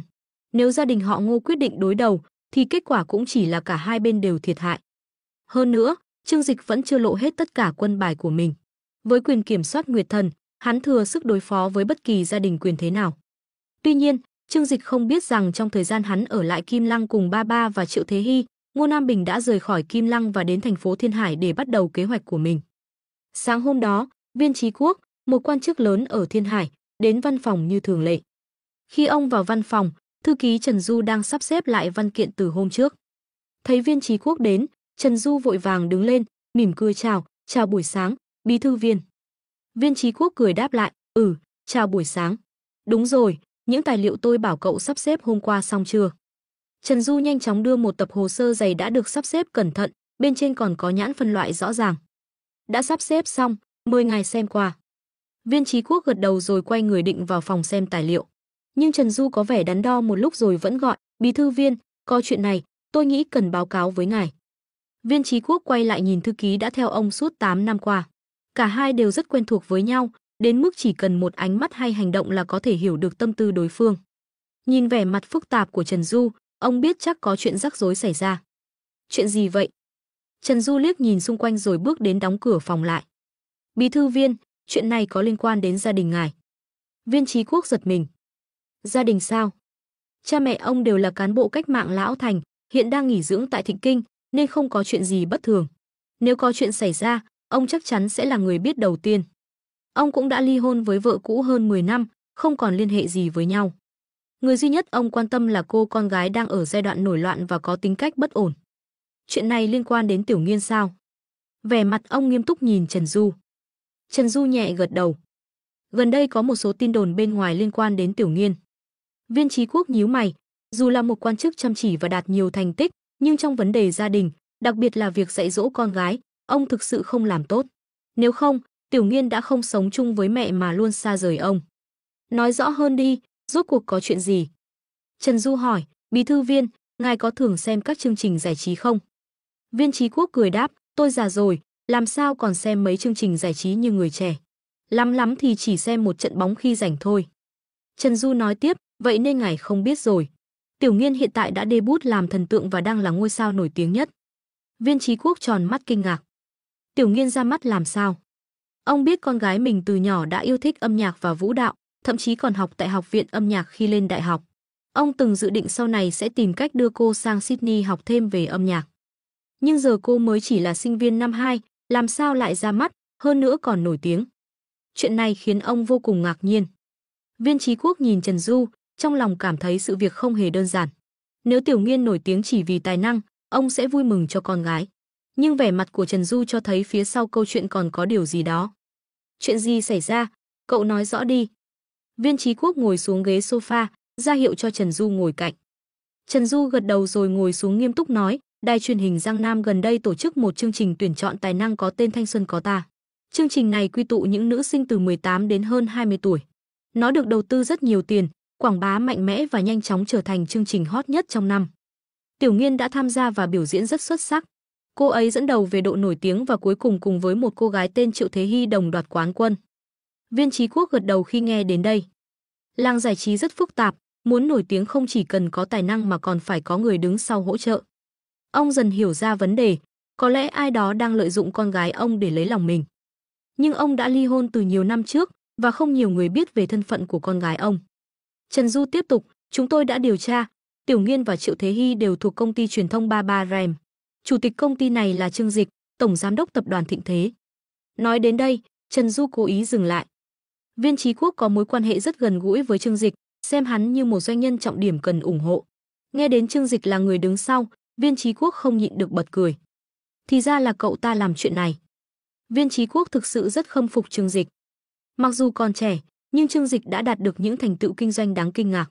Ngay cả Viên Chí Quốc, một người dày dặn kinh nghiệm cũng phải cảm thán trước tài năng của thế hệ sau này. Tuy nhiên, ông không ngờ rằng Trương Dịch lại có mối quan hệ thân thiết với con gái mình, bà. Nhưng khi biết người liên quan là Trương Dịch, Viên Chí Quốc cảm thấy an tâm hơn nhiều. Ông hiểu rõ Trương Dịch là một người cẩn trọng và hơn hết là bản tính lương thiện. Thật ra, nếu không phải vì Trương Dịch có quá nhiều người phụ nữ xung quanh, có lẽ Viên Chí Quốc đã nghĩ đến việc gả con gái mình cho hắn. Thằng nhóc Trương Dịch này, lần sau gặp tôi phải phê bình nó một trận. Kéo con gái tôi ra mắt mà không thèm nói với tôi một tiếng.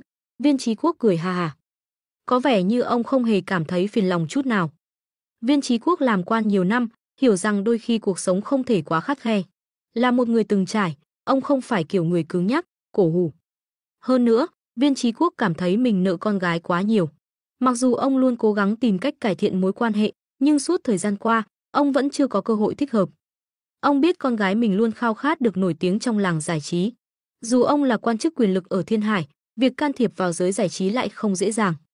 Để làm được điều đó, cần phải có nguồn lực tài chính hùng mạnh. Viên Chí Quốc dù có thể đảm bảo không ai dám gây khó dễ cho Viên Vũ Nghiên, nhưng ông không có khả năng giúp con gái trở thành ngôi sao nổi tiếng. Ngược lại, Trương Dịch, với tư cách là một doanh nhân lớn, lại nắm trong tay những nguồn tài nguyên có thể giúp cô thực hiện ước mơ. Viên Chí Quốc nghĩ, nếu có thể thông qua Trương Dịch để tác hợp và cải thiện mối quan hệ với con gái, đó chắc chắn là một điều tốt đẹp. Trần Du, trợ lý thân cận của Viên Chí Quốc, thấy ông đang vui vẻ, ngần ngại một chút nhưng rồi vẫn quyết định lên tiếng. Nếu chỉ là việc đó thôi thì cũng không sao, nhưng vấn đề là hiện nay ngoài kia đang có những tin đồn không hay. Có người nói rằng Tiểu Nghiên bị Trương Dịch bao nuôi, thậm chí còn có kẻ mơ hồ đề cập đến mối quan hệ giữa cô ấy và ngài. Trần Du nói thẳng vấn đề lớn nhất. Quả nhiên, sắc mặt Viên Chí Quốc lập tức thay đổi sau khi nghe điều này. Ông đập mạnh xuống bàn, giận dữ, thật là nói bậy nói bạ. Rốt cuộc ai là kẻ tung tin đồn nhảm này? Tin tức lan truyền mà không rõ nguồn gốc, nhưng thời gian gần đây ở Thiên Hải, người ta đã bàn tán rất nhiều. Một số người biết ngài có con gái, việc này tra ra không khó. Tin đồn này liên quan đến cả danh dự của ngài nữa, thưa bí thư Viên. Hiện tại, không chỉ danh tiếng của Tiểu Nghiên bị ảnh hưởng mà còn chính ngài. Nhiều người đang đồn thổi rằng ngài và Trương Dịch có mối quan hệ không minh bạch. Sắc mặt Viên Chí Quốc tối sầm lại. Chửi rủa ông thì được, nhưng lôi con gái ông vào thì không thể chấp nhận. Con gái là điểm yếu lớn nhất của ông, dù đã ly hôn nhiều năm và không dính vào bất kỳ tin đồn nào, ông vẫn luôn dành hết tâm huyết cho công việc.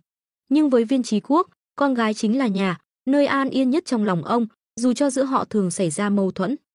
Nếu có ai dám động đến Viên Vũ Nghiên, Viên Chí Quốc sẽ không ngần ngại khiến kẻ đó phải trả giá đắt. Đi điều tra kỹ lưỡng cho tôi, tìm ra kẻ nào tung tin đồn nhảm này. Con gái Viên Chí Quốc tôi không thể bị bất kỳ ai bao nuôi. Con gái ông chỉ mới 19 tuổi, nếu danh tiếng bị hủy hoại, làm sao cô có thể kết hôn sau này? Trần Du vội vàng đáp, vâng, tôi sẽ cố gắng hết sức để điều tra. Tuy nhiên, khuôn mặt anh ta lộ rõ sự lo lắng, ngăn chặn tin đồn đã khó, giờ đây mọi chuyện đã lan rộng.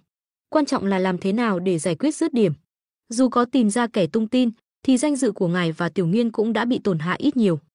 Viên Chí Quốc cố gắng kìm nén cảm xúc, rơi vào trạng thái suy tư. Sự việc này tôi sẽ tự giải quyết, sự thật thì tự nó sẽ rõ ràng. Tôi hiểu con gái mình hơn ai hết, cậu lui đi trước. Ông khoát tay, ra hiệu cho Trần Du ra ngoài. Viên Chí Quốc cần thời gian để bình tĩnh suy nghĩ. Đúng rồi, bí thư Viên, ngài đừng lo lắng quá. Chỉ là gió thổi qua thôi, có lẽ mọi chuyện sẽ lắng xuống. Trần Du an ủi rồi rời khỏi văn phòng. Tuy nhiên, nếu có người cố ý thổi lửa thì cơn bão tin đồn không biết bao giờ mới chấm dứt.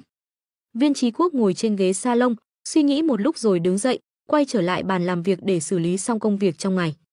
Ông bận rộn suốt nửa ngày, đến khi mọi thứ xong xuôi, đồng hồ đã chỉ 11 giờ đêm. Viên Chí Quốc đặt tập tài liệu cuối cùng lên bàn, thở dài một hơi nhẹ nhõm. Thời gian ở văn phòng luôn khiến ông cảm thấy thoải mái. Dù công việc vất vả, nhưng việc giải quyết các vấn đề của thành phố Thiên Hải mang lại cho ông cảm giác thành tựu, giúp ông tạm quên đi mọi phiền muộn. Đúng vậy, với một người cô độc như Viên Chí Quốc, không vợ con bên cạnh, ông chỉ còn biết dựa vào công việc để lấp đầy sự cô tịch trong lòng. Nhưng khi công việc đã xong, nỗi lo về con gái lại một lần nữa hiện lên trong tâm trí ông. Ông ngồi xuống ghế, tay đan vào nhau, suy tư một lúc rồi mở điện thoại lên. Sau khi suy nghĩ, Viên Chí Quốc bắt đầu tìm kiếm chương trình Thanh Xuân Có Ta. Chương trình này là do Trương Dịch đầu tư để giúp Ba Ba và Triệu Thế Hy ra mắt. Vừa tìm kiếm, ngay lập tức hình ảnh của hai cô gái trẻ trung, xinh đẹp xuất hiện. Họ mặc những bộ váy biểu diễn lộng lẫy, trang điểm tinh tế, rạng rỡ tỏa sáng trên sân khấu. Viên Chí Quốc nhìn thấy con gái mình, lòng tràn đầy tự hào, không kìm được mà mỉm cười. Tiểu Nghiên của cha đã trưởng thành rồi. Nhìn cô con gái xinh đẹp trên màn hình, ông cảm thán trong lòng. Mình nhất định phải đảm bảo con có một tương lai tốt đẹp. Sau bao năm không làm tròn trách nhiệm của một người cha, giờ đây khi Ba Ba đã có tương lai tươi sáng, Viên Chí Quốc quyết định sẽ ủng hộ cô hết mình. Mình phải gặp thằng nhóc Trương Dịch này và nói chuyện rõ ràng. Mình cần biết mối quan hệ của nó với Tiểu Nghiên là như thế nào. Gương mặt Viên Chí Quốc dần trở nên nghiêm nghị khi ông quyết định đối diện với sự thật. Giữa trưa, Trương Dịch nằm thư giãn trên ghế ngoài ban công khách sạn, chỉ mặc một chiếc quần bơi, phơi nắng sau khi bơi xong. Trước mặt hắn là bể bơi lớn nằm trên tầng 36 của tòa nhà. Sau khi vừa bơi lội thỏa thích, Ba Ba và Triệu Thế Hy đã đi tắm rửa, còn Trương Dịch thì ung dung tận hưởng ánh nắng. Điện thoại hắn để dưới đất bỗng nhiên reo lên. Trương Dịch mở mắt, nhìn thấy trên màn hình hiện tên bí thư Viên, biểu cảm lập tức trở nên nghiêm túc. Alo, bí thư Viên. Tiểu Trương à, dạo này rảnh rỗi hả? Viên Chí Quốc ngồi trên ghế sofa, trước mặt là hộp cơm vừa ăn xong. Ông thường gọi điện thoại vào giờ tan làm, cẩn thận không để người khác nắm được điểm yếu của mình. Là một quan chức cao cấp, ông luôn yêu cầu tác phong của mình phải hết sức nghiêm ngặt. Rảnh rỗi mà, ngài có chuyện gì cứ sai khiến. Trương Dịch vừa cười vừa đáp. À, nghe nói dạo này cậu lập thêm một công ty truyền thông đúng không? Viên Chí Quốc hỏi. Trương Dịch thoáng ngạc nhiên nhưng rồi cười càng đậm. Chuyện giúp Ba Ba ra mắt, hắn biết chắc chắn không thể giấu Viên Chí Quốc. Dù gì, mục tiêu của anh là để Ba Ba trở thành một ngôi sao nổi tiếng cả nước, không có chuyện giấu kín được. Viên Chí Quốc là quan chức lớn ở Thiên Hải, làm sao có thể không biết. Vâng, đúng thế, tập đoàn chúng tôi đang mở rộng sang lĩnh vực giải trí, hiện tại cũng chỉ mới bắt đầu thôi. Con gái của tôi hiện đang làm việc ở công ty của cậu, đúng không? Viên Chí Quốc hỏi thẳng. Trương Dịch giả vờ ngạc nhiên. Cái gì? Bí thư Viên, con gái ngài làm việc ở công ty chúng tôi, cô ấy là ai ạ? Viên Chí Quốc lắc đầu, tức cười trước sự giả ngơ của Trương Dịch. Sao? Cậu không biết Viên Vũ Nghiên là con gái tôi à? Trương Dịch tiếp tục tỏ vẻ ngây thơ. Bí thư Viên, công ty chúng tôi có rất nhiều nghệ sĩ. Lúc tuyển chọn thực tập sinh, chúng tôi chỉ xét qua các học viện điện ảnh và âm nhạc. Mọi người đều có thể đăng ký, và chúng tôi không điều tra kỹ lưỡng về bối cảnh cá nhân. Viên Vũ Nghiên, ngài nói là Ba Ba, trời ơi, cô ấy là con gái ngài sao? Viên Chí Quốc vừa buồn cười vừa tức, cậu đã gặp con gái tôi rồi, làm sao không nhận ra? Trương Dịch giải thích, ngài đừng giận nhé, lần trước tôi gặp cô ấy ở văn phòng, nhưng khi đó cô ấy ăn mặc khác quá, thật khó nhận ra. Viên Chí Quốc chợt nhớ đến lần Viên Vũ Nghiên cố tình ăn mặc như một chị đại để đối phó với ông. Đầu tóc nhuộm màu, trang điểm đậm, trông chẳng giống ai. Chính ông khi đó cũng không nhận ra con gái mình ngay. Tuy nhiên, Viên Chí Quốc không phải là người dễ bị qua mặt. Ông nói tiếp, cậu không biết cô ấy là con gái tôi, vậy sao lại bỏ ra nhiều tiền để nâng đỡ nó? Nghe có vẻ hơi trùng hợp nhỉ. Trương Dịch liền giải thích, bí thư Viên, tôi hiểu ý ngài. Ngài nghĩ tôi nâng đỡ cô ấy để lấy lòng ngài đúng không? Thú thật tôi rất tôn trọng ngài, nhưng hoàn toàn không cần thiết phải làm thế. Với quy mô của tập đoàn Thịnh Thế hiện tại, tôi tin rằng ngài cũng biết chúng tôi không cần dùng đến những cách đó, nên tôi không hề cố ý. Hắn còn tiếp lời, nếu ngài không muốn ba ba ra mắt, tôi sẽ lập tức hủy hợp đồng và để cô ấy quay về trường học. Nghe đến đây, Viên Chí Quốc bật cười, cảm thấy khó xử. Nếu hủy hợp đồng, con gái ông chắc chắn sẽ hận ông đến chết. Và ông cũng không có ý định phá hỏng tương lai của con gái. Thôi, không cần làm vậy. Nếu ba ba đã giành được cơ hội nhờ vào thực lực thì tôi không nói gì nữa. Con cái lớn rồi, làm cha mẹ cũng không thể quản mãi. Nhưng Trương Dịch, có một chuyện tôi nhất định phải nhắc nhở cậu. Tiểu Nghiên là con gái duy nhất của tôi, nên tôi rất lo lắng khi nó bước chân vào làng giải trí. Cậu phải đảm bảo bảo vệ con bé, đừng để nó bị ảnh hưởng bởi mặt tối của ngành này. Viên Chí Quốc nghiêm giọng cảnh cáo. Không một người cha nào có thể hoàn toàn yên tâm khi con gái mình dấn thân vào thế giới giải trí, đặc biệt là người có địa vị như Viên Chí Quốc. Trương Dịch khẳng định, ngài cứ yên tâm, giờ biết cô ấy là con gái ngài, tôi chắc chắn sẽ bảo vệ cô ấy thật tốt. Và còn một điều nữa, Viên Chí Quốc tiếp tục cảnh cáo. Cậu tuyệt đối không được có ý đồ gì với con gái tôi. Nếu không, tôi sẽ không bỏ qua cho cậu đâu. Viên Chí Quốc rất coi trọng Trương Dịch, nhưng để gả con gái mình cho hắn là chuyện không bao giờ có. Ông biết rõ Trương Dịch xung quanh có rất nhiều phụ nữ. Tô Minh Ngọc là bạn gái chính thức của hắn, còn Hàn Vũ Nặc cũng có mối quan hệ đặc biệt với hắn. Hai người phụ nữ quyền lực của giới kinh doanh Thiên Hải đều gục ngã trước Trương Dịch, chứ đừng nói đến những người khác. Trương Dịch nghe vậy, nhìn thoáng qua ba ba đang đi lại trong phòng với bộ đồ ngủ gợi cảm, rồi gật đầu, ngài yên tâm, tôi không phải người như vậy. Sau cuộc gọi cảnh cáo của Viên Chí Quốc, Trương Dịch cảm thấy nội tâm phức tạp. Dù là cha của Viên Vũ Nghiên nhưng khi đối diện với cô con gái nổi loạn này, Viên Chí Quốc chẳng còn chút uy quyền nào. Cả thành phố Thiên Hải đều nể phục ông, nhưng chỉ có một người duy nhất không coi ông ra gì, chính là Viên Vũ Nghiên. Viên Chí Quốc vuốt trán, thở dài, dù quyền lực có lớn thế nào, ông cũng đau đầu vì con cái. Vài ngày sau, Viên Chí Quốc hỏi thăm Trần Du về những tin đồn liên quan đến con gái mình. Trần Du ái ngại trả lời, nguồn tin không rõ ràng, nhưng đúng là những tin đồn này đang lan truyền khắp nơi. Có người còn chụp được ảnh Trương Dịch và Tiểu Nghiên cùng nhau dạo phố, khó mà nói rõ ràng được. Viên Chí Quốc nghiến răng, thằng nhóc này dám gây chuyện với con gái tôi. Đúng rồi, còn có một chuyện khác. Trần Du đến gần Viên Chí Quốc, hạ giọng nói, bên phía Kim Lăng có tin rằng Từ Xuân Tú, dâu trưởng của gia đình họ Ngô, muốn đến gặp ngài. Người nhà họ Ngô, họ tìm tôi làm gì? Viên Chí Quốc nhíu mày khó hiểu, ông vốn không có nhiều quan hệ với gia đình họ Ngô ở Giang Nam, hơn nữa, Thiên Hải cũng không nằm trong tầm ảnh hưởng của họ. Nhà họ Ngô, một gia tộc lớn có tiếng ở Giang Nam, dù trưởng tộc Ngô Thắng Cốc đã lui về hậu trường, nhưng môn sinh, đệ tử của gia đình này vẫn trải khắp Giang Nam và quyền lực của họ vẫn rất mạnh mẽ. Con trai trưởng của Ngô Thắng Cốc, Ngô Hoài Nghĩa, hiện đang giữ một vị trí quan trọng trong chính quyền tỉnh. Lần này, vợ của ông ta, bà Từ Xuân Tú, muốn đến thăm Viên Chí Quốc. Dù không rõ mục đích của chuyến thăm này, Viên Chí Quốc vẫn phải đón tiếp chu đáo. Tôi biết rồi, sắp xếp buổi gặp mặt tại Tụ Hiền Lâu dưới danh nghĩa cá nhân để chiêu đãi bà ấy. Bởi vì Từ Xuân Tú không phải là người trong bộ máy chính quyền, Viên Chí Quốc cẩn trọng, tuyệt đối không lợi dụng quan hệ chức vụ để nhận sự tiếp đãi. Ông làm việc rõ ràng, không muốn tạo bất kỳ hiểu lầm nào. Vâng, tôi sẽ đi sắp xếp. Buổi tối hôm đó, Viên Chí Quốc đã sắp xếp một bữa tiệc tại Tụ Hiền Lâu, một nhà hàng nổi tiếng ở Thiên Hải, để đón tiếp phu nhân nhà họ Ngô, bà Từ Xuân Tú, người đến từ Kim Lăng. Viên Chí Quốc không biết nhiều về Từ Xuân Tú, nhưng sau khi để thư ký Trần Du điều tra, ông biết rằng bà ấy là một nữ doanh nhân có tiếng tại Kim Lăng, điều hành một công ty lớn. Khi vừa đến Tụ Hiền Lâu, Từ phu nhân xuất hiện trong một chiếc váy đỏ sang trọng, tóc búi cao thanh lịch. Dù đã gần 50 tuổi nhưng bà ta chăm sóc bề ngoài rất tốt, da dẻ vẫn mịn màng. Bà ta đeo một sợi dây chuyền kim cương đắt giá từ thương hiệu Phượng Trình Tường ở Kim Lăng, trị giá hơn 200 triệu đồng.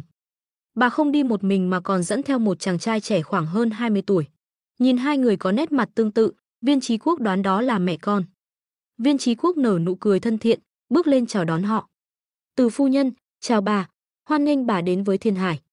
Từ phu nhân vui vẻ bắt tay ông, bí thư Viên, ngài thật bận rộn mà vẫn dành thời gian tiếp đón tôi, thật không biết nói sao cho phải.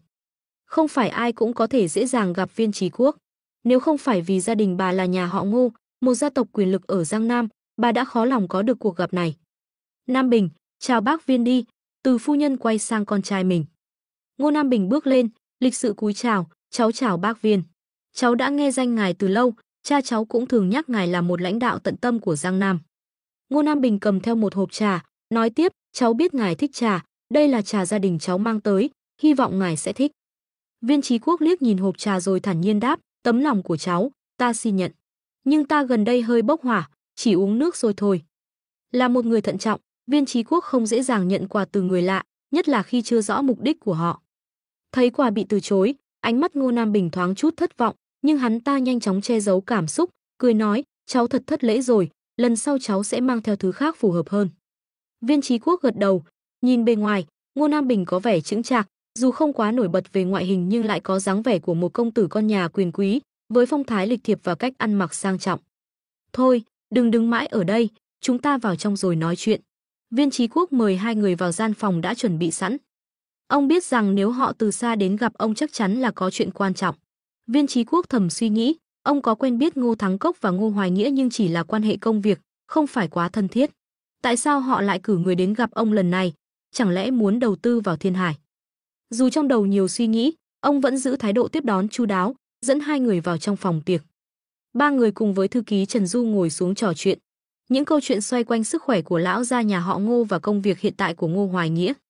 Ngô Nam Bình thường xuyên mời rượu Viên Chí Quốc, còn Từ Xuân Tú liên tục kể về những thành tựu của con trai mình.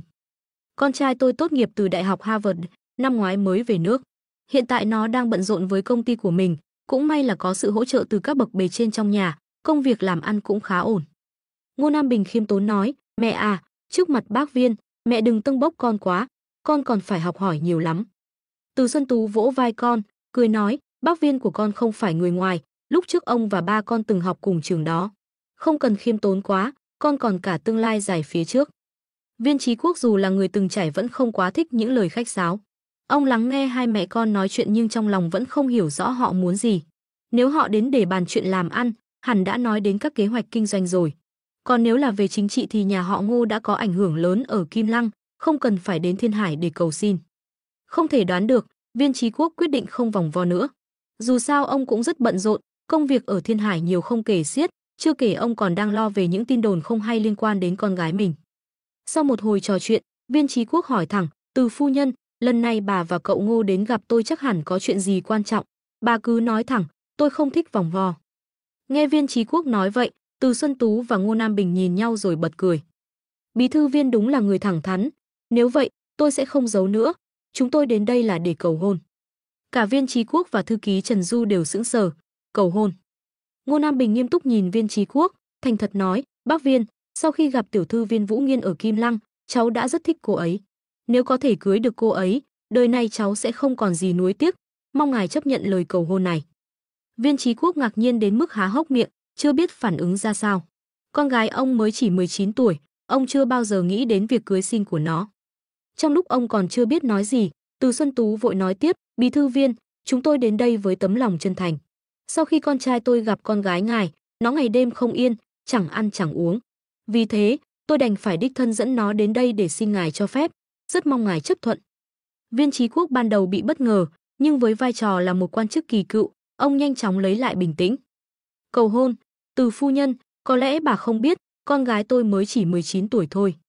Từ phu nhân cười nhẹ, không sao, chỉ cần chúng ta thống nhất mọi chuyện, có thể đợi đến khi cô ấy 20 tuổi rồi tổ chức hôn lễ. Với những gia đình như chúng ta, chuyện này không thành vấn đề.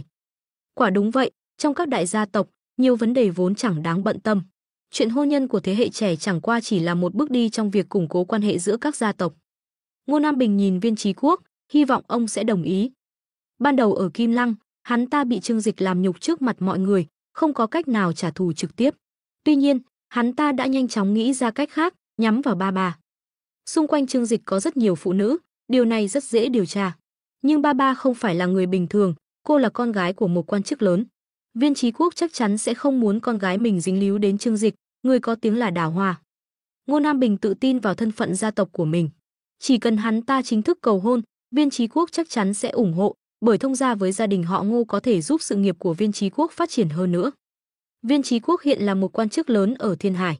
Nếu có sự hậu thuẫn từ gia đình họ Ngô, con đường thăng tiến của ông sẽ rộng mở, thậm chí có thể trở thành một trong những nhân vật trọng yếu của tỉnh Giang Nam. Gia đình họ Ngô cũng nhìn thấy tiềm năng của Viên Chí Quốc, và đó là lý do Ngô Nam Bình thuyết phục cha mẹ đến cầu hôn. Viên Chí Quốc nhìn Từ Xuân Tú với nụ cười đầy mong đợi. Sau một hồi trầm tư, ông thở dài, thực lòng mà nói, tôi rất hài lòng với điều kiện của công tử nhà bà. Cậu ta vừa có dáng vẻ đường hoàng, khí chất lại cao quý. Nhưng có một điều mà có lẽ các vị chưa biết. Ông nói với vẻ bất đắc dĩ, tôi và vợ cũ đã ly hôn từ khi Tiểu Nghiên mới 8 tuổi. Con bé lớn lên cùng mẹ, và tôi không có nhiều ảnh hưởng đến cuộc sống của con. Hiện giờ, mối quan hệ giữa tôi và con gái rất lạnh nhạt. Tôi e rằng việc ép buộc con trong chuyện hôn nhân là không thể. Dù hôn nhân của con gái là việc quan trọng, ông không thể đồng ý một cách dễ dàng. Và cho dù ông có đồng ý, ba cũng không phải là người dễ bị ép buộc. Ba không giống những đứa con của các gia đình giàu có khác, cô không cần phải dựa dẫm vào quyền lực của cha mình để sống tốt. Từ phu nhân nghe xong, khẽ nhíu mày. Hóa ra là vậy, vậy chúng tôi có thể gặp mẹ của cô ấy được không? Khi nghe nhắc đến vợ cũ, sắc mặt của Viên Chí Quốc thay đổi. Ông đã hoàn toàn chán ngán với người phụ nữ này và không muốn dính líu thêm gì.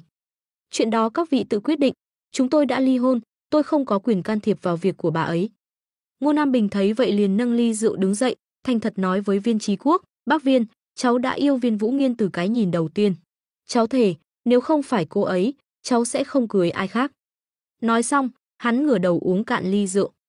Từ phu nhân vội vàng nói, ôi, con à, bác Viên đâu có phản đối các con gặp nhau. Bà quay sang Viên Chí Quốc, tiếp tục, bí thư Viên, ít ra cũng nên để hai đứa gặp nhau, bồi dưỡng tình cảm. Con trai của tôi thật lòng yêu mến con gái ngài cũng thấy điều đó mà. Viên Chí Quốc nghe xong, trong lòng có chút dao động.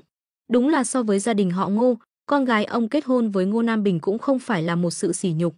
Nếu để hai người gặp nhau, biết đâu mọi chuyện sẽ tiến triển tốt đẹp. Tuy nhiên, nghĩ đến mối quan hệ căng thẳng với con gái, ông lại lắc đầu. Thực lòng mà nói, con gái tôi không nghe lời tôi. Để tôi hỏi con bé, nhưng tôi không đảm bảo là nó sẽ đồng ý. Từ phu nhân tỏ ra không hài lòng, vẻ mặt hơi khó chịu. Bà cứ đợi tin của tôi, Viên Chí Quốc nói thêm, cố làm dịu tình hình. Ngô Nam Bình cũng nhíu mày. Hắn ta chỉ biết rằng Viên Chí Quốc là cha của Viên Vũ Nghiên, nhưng không hiểu rõ mối quan hệ căng thẳng giữa họ. Dường như việc trực tiếp tìm đến Viên Chí Quốc để cầu hôn không phải là cách tốt nhất. Một kế hoạch không thành, hắn ta lại nghĩ ra kế khác. Sau bữa cơm, khi rời đi, Ngô Nam Bình quay lại nhìn Viên Chí Quốc với vẻ muốn nói gì đó nhưng rồi lại thôi. Bác Viên, về Viên Vũ Nghiên, có một chuyện cháu muốn nói, nhưng thôi, không sao. Viên Chí Quốc liếc hắn, thầm nghĩ, thằng nhóc này đang muốn chơi trò gì với tôi đây. Nhưng vì liên quan đến con gái, Viên Chí Quốc không thể bỏ qua, bèn hỏi, có chuyện gì thì cứ nói thẳng ra. Được rồi, nhưng ngài đừng giận nhé. Tôi hứa sẽ không giận. Ánh mắt Ngô Nam Bình thoáng qua vẻ nham hiểm, hắn ta thở dài, giả vờ tiếc nuối, cháu đã gặp Viên Vũ Nghiên ở Kim Lăng, và từ đó đến giờ luôn theo đuổi cô ấy. Nhưng gần đây, cháu phát hiện cô ấy có mối quan hệ rất thân thiết với một người đàn ông. Hơn nữa, người đàn ông đó còn có quan hệ với nhiều phụ nữ khác. Cháu nghĩ Viên Vũ Nghiên quá ngây thơ, có lẽ đã bị lừa gạt. Bác Viên, cháu mong ngài sẽ can thiệp chuyện này. Nghe đến đây, Viên Chí Quốc như bị sét đánh.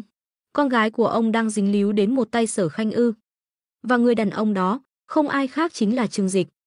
Từ trước đến nay, con gái ông có tiêu chuẩn rất cao, ít khi để mắt đến ai. Nhưng từ sau khi gặp Trương Dịch, cô bé tỏ ra vô cùng quan tâm đến hắn, thậm chí còn tìm hiểu về hắn. Giờ cô lại làm việc trong công ty truyền thông của Trương Dịch. Chẳng phải đó là tình cảnh kim ốc tàng kiều sao? Viên Chí Quốc tức giận đến mức muốn lôi Trương Dịch ra mà đánh một trận.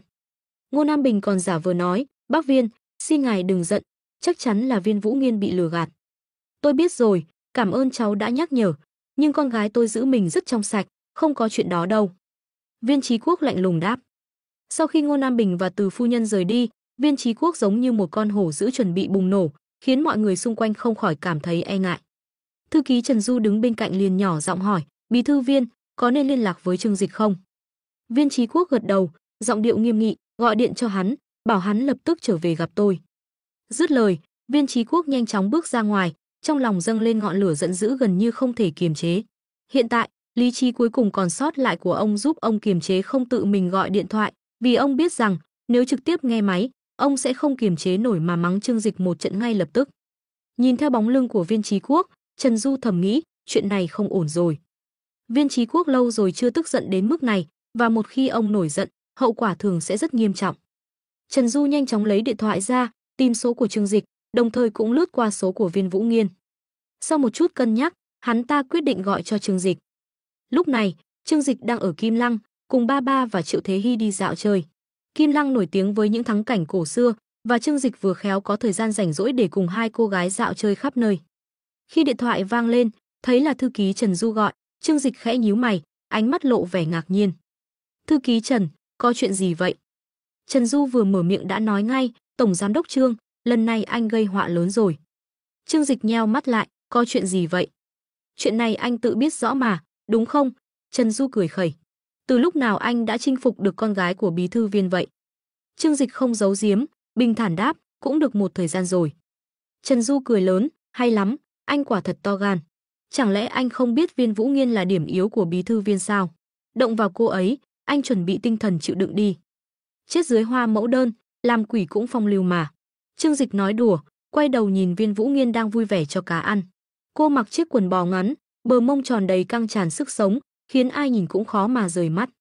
Không hổ là anh, Trần Du cảm thán. Thôi, nói chuyện nghiêm túc đi, bí thư Viên đã biết chuyện giữa tôi và Vũ Nghiên rồi à? Ông ấy nổi giận thật à? Trần Du đáp, đúng vậy, ông ấy rất tức giận. Ông ấy bảo anh về gặp ông ấy ngay lập tức. Giọng điệu của cả hai khá thoải mái, giống như bạn bè lâu năm đang nói chuyện phiếm. Dù Viên Chí Quốc là người vô cùng chính trực, trong mắt ông chỉ có công việc và quyền lực, nhưng những người xung quanh ông không hẳn đều như vậy. Trương Dịch đã từng cố gắng tiếp cận Viên Chí Quốc nhiều lần, nhưng ông không hề bị lay chuyển bởi tiền bạc hay lợi ích. Tuy nhiên, là một người thông minh, Trương Dịch đã biết cách tiếp cận những người thân cận với Viên Chí Quốc. Ví dụ như con gái của ông, Viên Vũ Nghiên, người đã bị Trương Dịch chinh phục. Dĩ nhiên, mối quan hệ này không phải hoàn toàn vì cha cô, mà Trương Dịch thực sự bị cuốn hút bởi vẻ đẹp và sức hấp dẫn của cô. Còn một người nữa, chính là thư ký Trần Du, người đã nhận nhiều lợi ích từ Trương Dịch. Mục đích của Trương Dịch khi làm vậy là để chuẩn bị cho những tình huống như hôm nay, khi Viên Chí Quốc nổi giận. Tuy nhiên, Trương Dịch không ngờ rằng mới chỉ 2 ngày trước hắn còn khiến Viên Chí Quốc yên lòng, thì hôm nay ông lại bị chọc giận. Tôi muốn biết ai đã nói cho ông ấy biết chuyện này. Trương Dịch hỏi, giọng nghiêm nghị. Trần Du thấp giọng trả lời, hôm nay có 2 người từ nhà họ Ngô ở Giang Nam đến gặp bí thư. Họ đến cầu hôn, muốn cưới Tiểu Nghiên. Bí thư Viên từ chối và sau đó người thanh niên kia đã nói về chuyện giữa anh và Tiểu Nghiên. Trần Du kể lại chi tiết mọi việc. Trương Dịch nghe xong, ánh mắt lóe lên sự sắc bén. Ngô Nam Bình. Hắn đã nghĩ rằng Ngô Nam Bình sẽ sợ mà dừng lại, nhưng không ngờ hắn ta lại dùng mưu kế hiểm độc, muốn mượn tay Viên Chí Quốc để phá vỡ mối quan hệ giữa Trương Dịch và Viên Vũ Nghiên. Dù Viên Chí Quốc không trực tiếp đối đầu với Trương Dịch, nhưng nếu ông muốn gây khó dễ, ông có rất nhiều cách, nhất là khi tập đoàn Thịnh Thế có trụ sở tại Thiên Hải. Tuy nhiên, Trương Dịch cũng không lo ngại quá, tập đoàn Thịnh Thế đã trở thành một doanh nghiệp khổng lồ, nhưng hắn cũng không muốn đối đầu với Viên Chí Quốc. Phần vì mối quan hệ tốt đẹp trước đây, phần vì Ba Ba, người mà hắn thực sự quý mến. Được rồi, cảm ơn anh đã nhắc nhở. Trương Dịch cúp máy, suy nghĩ cách giải quyết tình huống với Viên Chí Quốc. Trong lịch sử, mối quan hệ giữa cha vợ và con rể thường rất khó khăn, không khác gì quan hệ giữa mẹ chồng và con dâu. Cha mẹ luôn yêu thương và bảo vệ con cái mình, việc thấy con gái yêu quý bị người khác chiếm đoạt là điều khó chấp nhận. Tuy nhiên, Trương Dịch từ lâu đã chuẩn bị cho ngày này. Ngay từ khi bắt đầu mối quan hệ với Ba Ba, hắn biết một ngày nào đó Viên Chí Quốc sẽ phát hiện.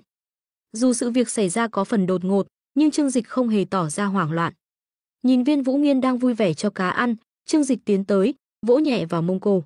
Ba Ba, chơi ở Kim Lăng đủ rồi, chúng ta về Thiên Hải thôi. Ngô Nam Bình và Từ phu nhân rời khỏi nhà hàng, trên mặt Từ phu nhân lộ rõ vẻ không vui. Bà vốn nghĩ rằng với địa vị của nhà họ Ngô, Viên Chí Quốc ít nhiều cũng phải nể mặt. Dù không thể quyết định ngay chuyện hôn sự, ít ra cũng nên để hai bên gặp gỡ. Nhưng không ngờ Viên Chí Quốc lại từ chối thẳng thừng, khiến bà cảm thấy bị coi thường.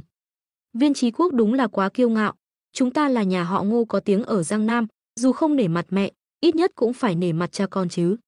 Ngô Nam Bình ngồi bên cạnh mẹ, mỉm cười an ủi, mẹ, ông ấy cũng đã nói rồi, chuyện hôn sự của con gái không phải do ông ấy quyết định. Cũng do con chưa tìm hiểu kỹ, không biết rõ tình hình gia đình họ. Từ phu nhân nhìn con trai, lo lắng hỏi, con trai, con thực sự thích Viên Vũ Nghiên sao? Con bé đó tuy xinh đẹp nhưng nếu như lời đồn là thật, nó đã qua lại với người đàn ông khác, con có nhất quyết phải lấy nó không? Ngô Nam Bình đáp nghiêm túc, mẹ à, trong gia đình quyền quý, chuyện kết hôn thường là vì lợi ích gia tộc. Thay vì lấy một người không vừa mắt, con thà chọn một người mà mình thích. Viên Vũ Nghiên vừa xinh đẹp, vừa có gia thế, rất hợp với con. Về vấn đề đời sống cá nhân, Ngô Nam Bình không quá quan tâm. Hắn ta đã du học ở nước ngoài một thời gian nên không khắt khe với chuyện này. Dù sao, trong giới thượng lưu, ai cũng có đời sống riêng phức tạp. Ngay cả Ngô Nam Bình cũng từng có đến 50 bạn gái, huống chi là người khác. Từ phu nhân nhìn thấy con trai kiên quyết như vậy, bà cũng không nói thêm gì nữa. Dù sao con trai bà rất thông minh và lý luận của nó cũng hợp lý. Quan hệ thông gia chủ yếu vẫn dựa vào bối cảnh gia đình. Viên Chí Quốc xuất thân từ một gia đình có nền tảng vững chắc, cha mẹ đều là những cán bộ cao cấp đã về hưu. Bản thân ông đang ở đỉnh cao của sự nghiệp, hiện là quan chức lớn tại Thiên Hải. Tương lai, không chừng ông còn có thể được bổ nhiệm vào vị trí cấp cao của tỉnh Giang Nam, vì hiện tại lãnh đạo tỉnh này chỉ còn vài năm nữa là về hưu. Vì vậy, dù ba có lối sống thoải mái, chỉ cần Ngô Nam Bình có thể cưới được cô thì vị thế của gia đình họ Ngô sẽ càng thêm vững chắc. Tuy nhiên, Ngô Nam Bình lại không đơn thuần chỉ nghĩ đến những lợi ích đó. Hắn ta muốn cưới ba không chỉ để bảo vệ danh dự gia đình mà còn để trả thù Trương Dịch, người đã sỉ nhục hắn ta trước đây. Hắn ta nghĩ rằng một khi ba trở thành vợ của mình, Trương Dịch, người được coi là thần đồng thương nghiệp trẻ tuổi của Hoa Hạ sẽ trở thành trò cười.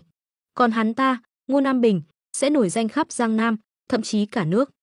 Trương Dịch, để xem mày còn làm gì được khi đối đầu với tao. Viên Chí Quốc sẽ là vũ khí đủ mạnh để khiến mày phải khuất phục. Trong lòng Ngô Nam Bình tràn đầy tự mãn. Hắn ta quay sang tài xế Lão Tạ và nói, Lão Tạ, giúp tôi điều tra về mẹ của Viên Vũ Nghiên.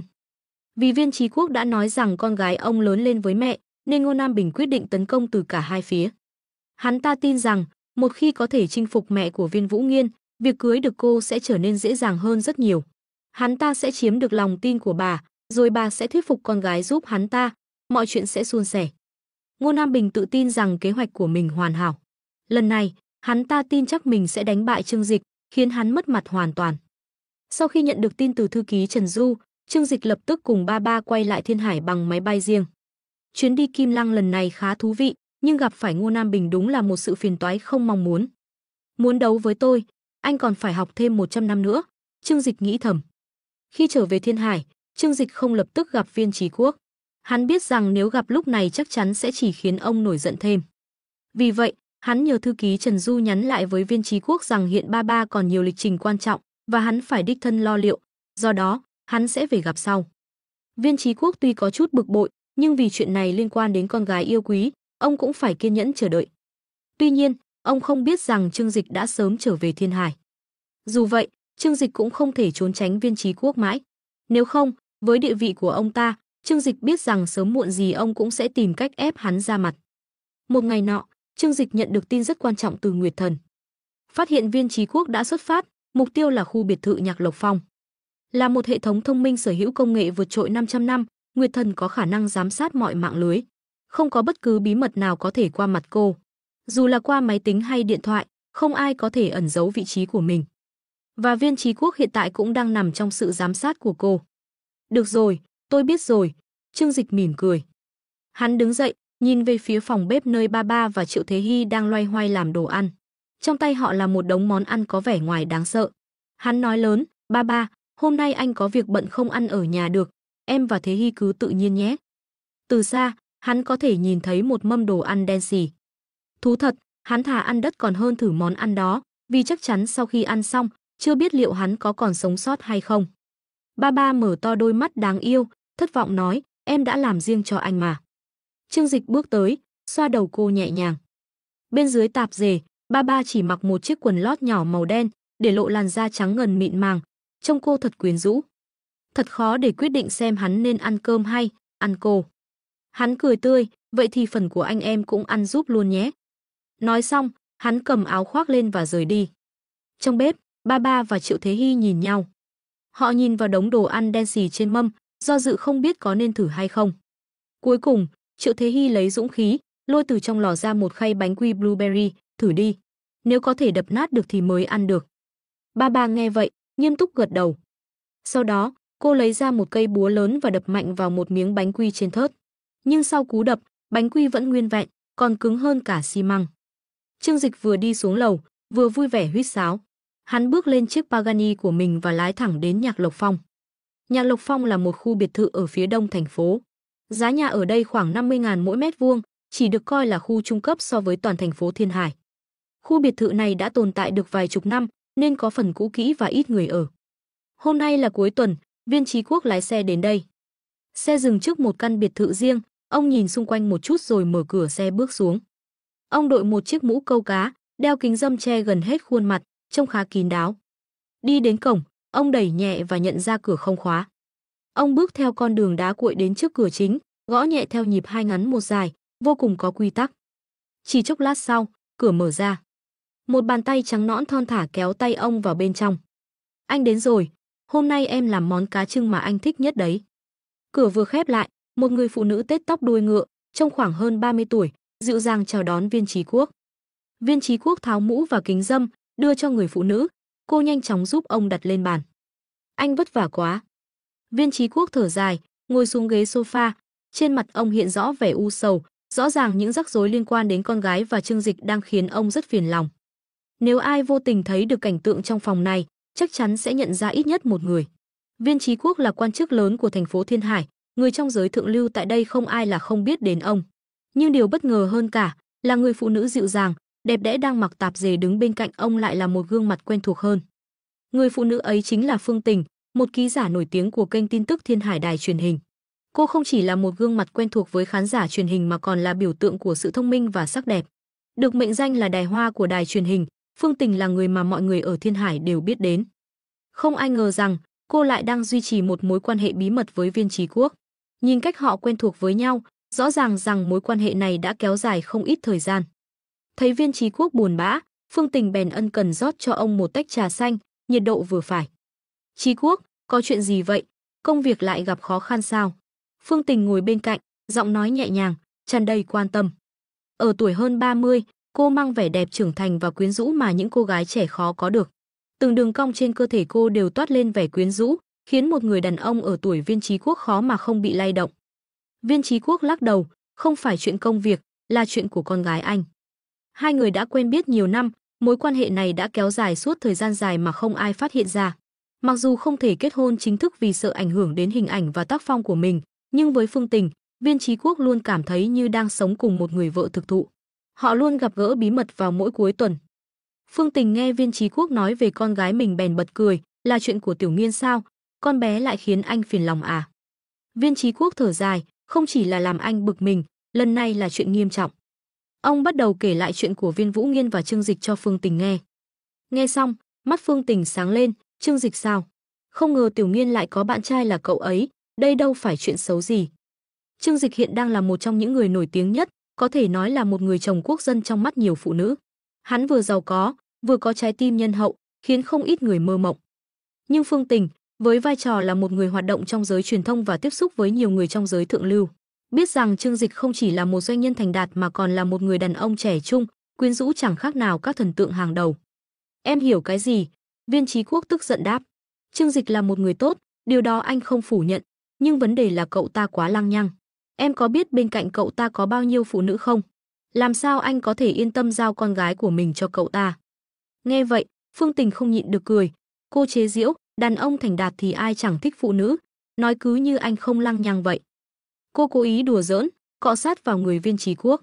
Suốt một tuần không gặp, cô cũng không giấu nổi sự khát khao được gần gũi ông. Ở độ tuổi này, phụ nữ thường có nhu cầu chủ động hơn trong mối quan hệ.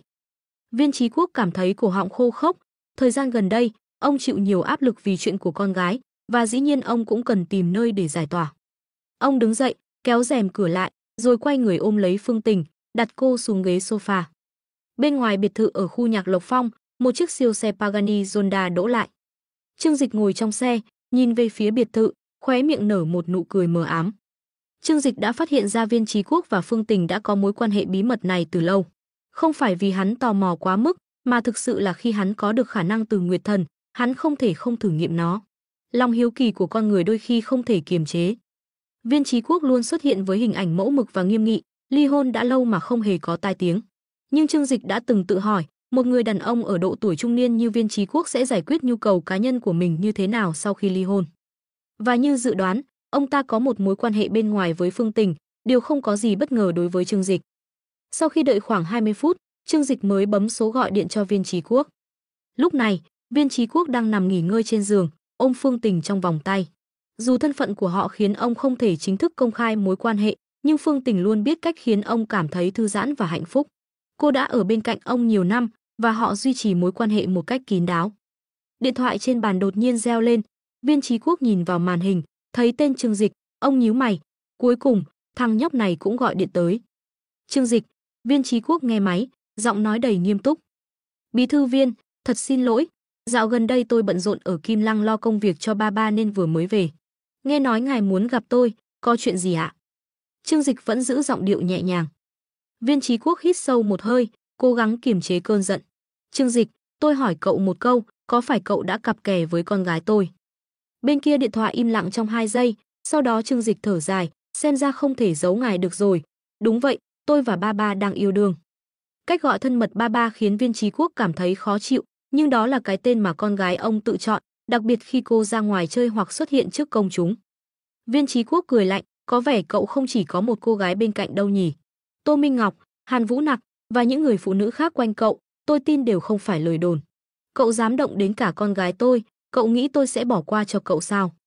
Phương Tình bên cạnh thấy Viên Chí Quốc giận dữ bèn ôm chặt lấy ông, hy vọng làm dịu cơn giận của ông.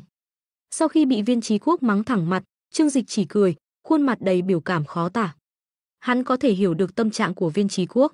Dù sao, chẳng có người cha nào muốn con gái mình phải chia sẻ người đàn ông với nhiều phụ nữ khác. Tất nhiên, nếu người đàn ông đó vô cùng xuất sắc thì có thể sẽ là ngoại lệ. Nhưng với vị thế của Viên Chí Quốc, ông không thể chấp nhận việc ba, con gái mình, ở bên Trương Dịch trong tình cảnh này. Tuy nhiên, điều khiến Trương Dịch cảm thấy thú vị là mặc dù Viên Chí Quốc nói chuyện đầy đạo lý, nhưng hành động của ông lại không hoàn toàn đúng đắn. Chú Viên, con và ba thật lòng yêu nhau, Trương Dịch đáp một câu quen thuộc mà bản thân hắn cũng thấy có phần buồn cười. Đừng dùng những lời đó với tôi, Viên Chí Quốc quát. Nếu cậu thực sự yêu con bé, từ hôm nay trở đi, hãy cắt đứt mọi quan hệ với những người phụ nữ khác, chỉ khi đó, tôi mới tin tưởng cậu. Viên Chí Quốc suy nghĩ rất nhiều về mối quan hệ giữa Trương Dịch và ba. Thực tế, ông rất quý Trương Dịch và đánh giá cao tài năng của hắn. Nếu không vì bản tính đào hoa, Trương Dịch sẽ là một người đàn ông hoàn hảo. Dù việc ham mê phụ nữ là một phần bản năng của đàn ông, nhưng Trương Dịch lại thuộc tuýp người xuất chúng, và vì vậy, hắn không kiềm chế được khía cạnh này. Nếu Trương Dịch có thể toàn tâm toàn ý với con gái mình, Viên Chí Quốc sẽ không phản đối mối quan hệ này. Trương Dịch chỉ cười và lắc đầu, cảm thấy bất lực. Chú Viên, có lẽ ngài không hiểu chúng con, những người trẻ tuổi ngày nay. Con có thể cam đoan với ngài rằng, con sẽ yêu ba suốt đời và luôn chăm sóc cô ấy. Nhưng về chuyện phụ nữ khác, con không phải là kẻ trụy lạc, chỉ là người có trái tim rộng mở.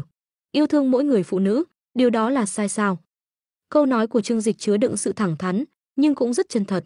Hắn không phủ nhận mình là người yêu cái đẹp và dễ bị cuốn hút bởi những phụ nữ xinh đẹp. Tuy nhiên, hắn không phải kiểu người lợi dụng rồi bỏ rơi. Thực tế, Trương Dịch luôn đối xử tốt với tất cả những người phụ nữ xung quanh hắn. Thậm chí, những người làm trong nhà hắn cũng được hưởng đãi ngộ rất tốt. Viên Chí Quốc nghe đến đây mà cảm thấy bàng hoàng. Cậu còn dám lý luận. Tôi nói cho cậu biết, nếu cậu không làm được những gì tôi vừa nói, từ hôm nay trở đi, cậu sẽ không được gặp Tiểu Nghiên nữa. Là một người cha, ông đang rất giận dữ. Nếu Trương Dịch tiếp tục cố chấp, Viên Chí Quốc sẵn sàng sử dụng quyền lực của mình để gây áp lực với hắn. Trương Dịch đã lường trước được tình huống này, nên không hề ngạc nhiên. Hắn bình tĩnh đáp, thực ra, chú Viên không biết đâu, con và ba đã ở bên nhau hơn nửa năm. Trong thời gian này, cô ấy rất hạnh phúc. Khi chúng con trò chuyện về gia đình, đó lại là lúc ba buồn nhất. Ngài bận rộn với công việc, hoàn toàn không biết những năm qua con gái mình đã trải qua những gì. Ngài gặp cô bé mỗi năm không quá 5 lần, thậm chí không nhớ rõ con gái mình học trường nào, đang học năm thứ mấy. Sinh nhật của cô bé chỉ nhận được một món quà từ người khác chuyển tới, hoặc cùng lắm là bữa cơm gia đình trong dịp Tết. Ngài không hề ở bên cạnh khi cô bé trưởng thành. Thời gian ở bên con, cô ấy mới thực sự cảm thấy vui vẻ nhất. Nghe đến đây, Trương Dịch dừng lại một chút rồi nói tiếp, còn có một chuyện mà có lẽ ngài không biết. Mẹ của ba, bà Mạnh Lệ Hoa, đã từng định đưa con gái ngài vào tay một người đàn ông để lấy lòng hắn. Nếu con không kịp thời đến cứu, có lẽ hiện tại ngài đã phải đối mặt với một vụ bê bối lớn. Viên Chí Quốc nghe đến đó mà sững sờ, suýt nữa thì ngã ngửa ra. Cậu nói gì? Sao tôi lại không biết chuyện này? Ngài tất nhiên không biết rồi. Sau chuyện đó, ba đã hoàn toàn mất niềm tin vào mẹ mình. Cô ấy vốn đã có khoảng cách rất lớn với ngài, nên đến bây giờ vẫn chưa từng kể cho ngài nghe chuyện này. Ngài có nghĩ mình là một người cha tốt không? Trương Dịch nói với giọng điệu bình thản nhưng chứa đầy sự thật. Viên Chí Quốc là một quan chức đáng kính, nhưng trong vai trò người cha, ông rõ ràng không đạt yêu cầu. Những điều Trương Dịch vừa nói đều là sự thật mà ba đã từng chia sẻ với hắn. Hôm nay, hắn quyết định nói hết với Viên Chí Quốc. Viên Chí Quốc nghe xong, gân xanh nổi lên trên trán, giọng run rẩy, "Chuyện này, đúng là lỗi của tôi." Đôi mắt ông đỏ hoe, không thể tin rằng con gái mình đã phải trải qua những chuyện kinh khủng như vậy. Là cha mà ông không thể bảo vệ, an ủi con mình, khiến ông cảm thấy vô cùng áy náy. Đồng thời, trong lòng ông dấy lên cơn thịnh nộ đối với người vợ cũ, Mạnh Lệ Hoa. Từ giờ trở đi, tôi sẽ không để con gái mình bị ai làm tổn thương nữa. Và tôi cũng sẽ không để con bé trở thành đồ chơi của cậu. Trương Dịch lắc đầu. Con chưa bao giờ coi ba là đồ chơi, con thật lòng yêu cô ấy. Nếu có thể gọi đó là sủng vật, thì đó là sủng vật mà hắn yêu thương và sẵn sàng làm mọi thứ vì nó. Cậu nghĩ tôi sẽ tin vào những lời dối trá đó sao? Viên Chí Quốc cười lạnh. Nếu ngài không tin, vậy chúng ta hãy nói chuyện trực tiếp đi. Ngài muốn ra ngoài gặp con, hay con sẽ vào trong? Trương Dịch nói thản nhiên. Viên Chí Quốc sửng sốt. Trương Dịch vừa nói gì? Cậu có ý gì? Trương Dịch cười nhẹ. Ngài chẳng phải bảo con gặp ngài sau khi về từ Kim Lăng sao? Vì thế, con đã tìm đến đây. Nhà Lộc Phong này đúng là một nơi đẹp, phong cảnh rất hợp lòng người. Ngài có mắt nhìn đấy. Hắn nhìn ra ngoài cửa sổ và mỉm cười. Câu nói của Trương Dịch như một tiếng sét đánh ngang tai Viên Chí Quốc. Trương Dịch đã tìm được đến nơi này. Ông vội vàng xuống giường, kéo rèm cửa nhìn ra ngoài. Quả nhiên, trước cổng, có một chiếc Pagani Zonda đậu ngay đó. Viên Chí Quốc như bị dội một gáo nước lạnh, toàn thân ông run lên vì lạnh. Chú Viên, vậy ngài muốn chúng ta nói chuyện thế nào đây? Giọng Trương Dịch vẫn vang lên từ điện thoại. Viên Chí Quốc đứng đơ người, không ngờ rằng nơi bí mật của mình lại bị Trương Dịch phát hiện. Phương Tình, người phụ nữ bên cạnh cũng đã nhận ra sự thay đổi trong sắc mặt của Viên Chí Quốc, lo lắng nhìn ông. Viên Chí Quốc quay lại nhìn Phương Tình, biết rằng giờ đây mọi chuyện đã nằm trong tay Trương Dịch. Nhưng ông không hề hoảng loạn, nhanh chóng lấy lại bình tĩnh, ông đáp, cậu chờ ta ở ngoài, tôi sẽ ra ngay. Được, con sẽ đợi. Trương Dịch mỉm cười gật đầu. Sau khi cúp máy, Viên Chí Quốc quay sang dặn dò Phương Tình, em cứ ở trong phòng, đừng đi đâu, anh sẽ ra ngoài giải quyết việc. Nói rồi, ông nhanh chóng nhặt quần áo dưới đất và mặc vào. Trương Dịch ngồi trong xe, chờ đợi Viên Chí Quốc xuất hiện. Hắn biết rằng khi đối diện trực tiếp với Viên Chí Quốc lần này, mối quan hệ giữa họ sẽ trở nên căng thẳng, nhưng đến nước này, không còn cách nào khác. Ngô Nam Bình đã quá tàn nhẫn khi tiết lộ chuyện giữa Trương Dịch và ba, Viên Vũ Nghiên, đẩy Trương Dịch vào thế đối đầu với Viên Chí Quốc. Trương Dịch hiểu rằng Viên Chí Quốc sẽ không bao giờ đồng ý để hắn và ba tiếp tục hẹn hò. Tuy nhiên, hắn cũng không thể từ bỏ ba. Vì vậy, mâu thuẫn giữa họ đã trở nên không thể điều hòa. Trương Dịch biết rằng không còn cách nào giải quyết ôn hòa được nữa. Đã đến lúc hắn phải đối diện trực tiếp với Viên Chí Quốc, buộc ông phải chấp nhận mối quan hệ này, dù có ảnh hưởng đến quan hệ giữa hai người.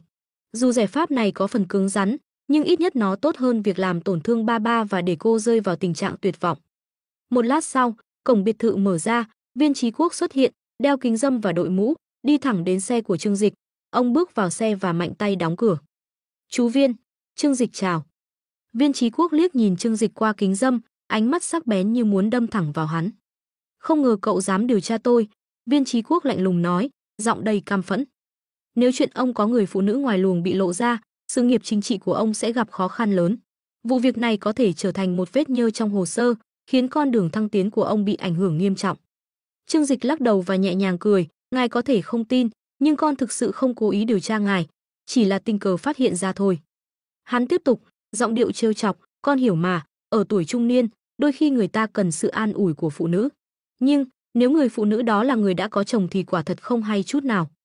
Nghe Trương Dịch nói, Viên Chí Quốc im lặng trong giây lát, ông cảm thấy bị đẩy vào thế bí. Ban đầu, ông là người có quyền phán xét Trương Dịch về đạo đức, nhưng giờ ông lại bị vạch trần những tật xấu của mình. Dù Trương Dịch có tiếng là hoa tâm và không giấu giếm chuyện mình thích phụ nữ, nhưng Viên Chí Quốc lại khác. Ông luôn thể hiện mình là một người chính trực, nhưng giờ lại bị phát hiện có quan hệ với một người phụ nữ đã có chồng. Trong mắt người khác, ông còn tệ hơn Trương Dịch. Viên Chí Quốc thở dài, không trả lời mà chuyển sang vấn đề khác, mẹ của Tiểu Nghiên thực sự làm ra chuyện đáng xấu hổ như vậy sao? Trương Dịch gật đầu, sự việc là thật, nếu con không kịp thời xuất hiện, mọi chuyện có thể đã tệ hơn rất nhiều. Nghe vậy, Viên Chí Quốc không thể không hình dung ra cảnh tượng tuyệt vọng mà con gái ông đã phải đối mặt. Đối với Viên Vũ Nghiên, mẹ cô là người thân cận nhất. Nhưng việc bị chính mẹ mình phản bội chắc chắn đã đẩy cô vào tình thế mất niềm tin vào thế giới. Không ngạc nhiên khi con bé lại chọn cậu. Viên Chí Quốc thở dài, cảm giác vừa oán hận, vừa biết ơn Trương Dịch. Ông biết rằng Trương Dịch đã cứu con gái mình khỏi tuyệt vọng và giúp cô có được sự nghiệp mà cô hằng mơ ước. Con không phủ nhận, ban đầu con thích cô ấy vì bề ngoài. Khi gặp cô ấy lần đầu ở hộp đêm, con không biết cô ấy là con gái của ngài, Trương Dịch thành thật nói. Viên Chí Quốc nhíu mày, không ngạc nhiên khi biết ba ba từng làm việc ở hộp đêm, nhưng việc cô dùng cách này để kiếm tiền du học khiến ông cảm thấy khó xử. Nếu cô nhờ ông giúp đỡ, Viên Chí Quốc chắc chắn sẽ giúp cô gom đủ học phí. Nhưng điều này cho thấy cô không muốn phụ thuộc vào ông. Viên Chí Quốc nhìn Trương Dịch, cảm giác lẫn lộn giữa sự biết ơn và oán hận. Biết ơn vì Trương Dịch đã cứu giúp và nâng đỡ con gái ông, nhưng cũng oán hận vì Trương Dịch đã phát hiện bí mật của ông và lại là người đào hoa. Cậu nắm giữ bí mật của tôi, vậy định làm gì? Viên Chí Quốc hỏi, giọng đầy sự cảnh giác. Trương Dịch nghiêm túc đáp, ngài không cần lo lắng. Con thật lòng yêu ba ba và không có ý định dùng chuyện này để làm hại ngài. Con chỉ muốn ngài hiểu rằng không ai là hoàn hảo cả. Con và ba ba yêu nhau, đó là lý do duy nhất chúng con ở bên nhau. Nếu một ngày nào đó ba ba muốn rời xa con sẽ không ngăn cản. Ngài có thể hỏi cô ấy để biết chính xác cô ấy muốn gì. Viên Chí Quốc im lặng một lúc lâu, ông biết rõ con gái mình sẽ không muốn quay về sống cùng ông. Với sự nghiệp hiện tại mà Trương Dịch mang lại, ba ba sẽ không bao giờ muốn rời bỏ hắn. Được, tôi sẽ nhớ những gì cậu nói hôm nay. Viên Chí Quốc trầm giọng nói, giọng đầy nghiêm nghị, cậu có thể không phải là một người hoàn hảo, và tôi cũng không có tư cách phán xét cậu. Nhưng nhớ kỹ điều này, nếu một ngày nào đó cậu khiến Tiểu Nghiên phải chịu khổ, tôi sẽ không tha cho cậu. Nói xong, Viên Chí Quốc rút từ thắt lưng ra một chiếc bật lửa màu đen, ném mạnh vào xe. Trương Dịch nuốt nước bọt, cảm thấy ớn lạnh khi nhớ lại rằng Viên Chí Quốc từng là một sĩ quan quân đội cấp cao. Hắn vội vàng gật đầu, trịnh trọng hứa, ngài yên tâm, con sẽ không bao giờ để ba ba phải chịu bất kỳ thiệt thòi nào. Trương Dịch quyết định trực tiếp thẳng thắn với Viên Chí Quốc. Trong tay hắn đang nắm giữ bằng chứng về mối quan hệ giữa Viên Chí Quốc và Phương Tình, khiến cho vị quan chức này cảm thấy không còn đủ quyền để đứng trên cương vị đạo đức mà chỉ trích Trương Dịch nữa. Điều này không chỉ vì sợ ảnh hưởng đến sự nghiệp chính trị của ông, mà còn vì nếu chuyện này đến tai ba ba, thì mọi thứ sẽ rối ren. Mối quan hệ vốn đã không mấy tốt đẹp giữa hai cha con sẽ trở nên tồi tệ hơn khi ba ba phát hiện ra cha mình đang bí mật có mối quan hệ với một người phụ nữ khác. Điều tệ hơn nữa là ba ba có thể hoài nghi về lý do thực sự khiến cha mẹ ly hôn, điều này sẽ khiến cô càng thêm xa lánh ông. Là một người cha, không ai muốn con cái mình biết về những chuyện xấu như vậy. Hiểu rõ điều đó, Trương Dịch trấn an Viên Chí Quốc, ngài yên tâm, chuyện này sẽ không đến tai ba bà. Hơn nữa, con còn có thể giúp ngài hàn gắn quan hệ với cô ấy. Thậm chí, con có thể giúp ba ba chấp nhận Phương Tình. Nghe vậy, Viên Chí Quốc thoáng chút ngạc nhiên và không dám tin tưởng, thật sao? Ông chỉ có một đứa con gái và ba ba là tất cả đối với ông. Ở tuổi trung niên, khi mối quan hệ với con gái ngày càng trở nên lạnh nhạt, Viên Chí Quốc nhiều lần cảm thấy cô đơn và trống trải. Đó là một phần lý do khiến ông tìm đến Phương Tình. Nếu có thể cải thiện mối quan hệ với ba ba, chắc chắn ông sẽ rất biết ơn. Đương nhiên rồi, con không bao giờ nói dối trong những chuyện như thế này. Thực ra, ba ba cũng rất khao khát có được sự yêu thương từ người thân, Trương Dịch nói, thở dài. Sau sự việc mẹ cô suýt dâng cô cho một người đàn ông khác, ba ba đã mất niềm tin vào cả mẹ và cha mình, khép kín tâm hồn. Ngoài Trương Dịch, cô khó có thể hoàn toàn tin tưởng bất kỳ ai khác. Viên Chí Quốc nghe vậy, trên mặt hiện lên một tia hy vọng, nếu thật sự như vậy, tôi sẽ cảm ơn cậu rất nhiều. Ngài không cần phải khách sáo, chú Viên. Dù vẫn còn một chút khúc mắc với Trương Dịch vì những chuyện đã xảy ra, nhưng sau cuộc trò chuyện này, khoảng cách giữa hai người dường như đã được thu hẹp lại. Họ đã đạt được sự đồng thuận ngầm, Viên Chí Quốc không còn lý do để trách mắng Trương Dịch về lối sống phong lưu của hắn, và ngầm chấp nhận mối quan hệ giữa ba ba và Trương Dịch, miễn là hắn luôn đối xử tốt với con gái ông. Sau khi trò chuyện, Viên Chí Quốc bỗng nói, trước đây, người nhà họ Ngô đã đến gặp tôi, đề nghị cầu hôn ba bà. Họ cũng là người nói với tôi về mối quan hệ giữa cậu và Tiểu Nghiên.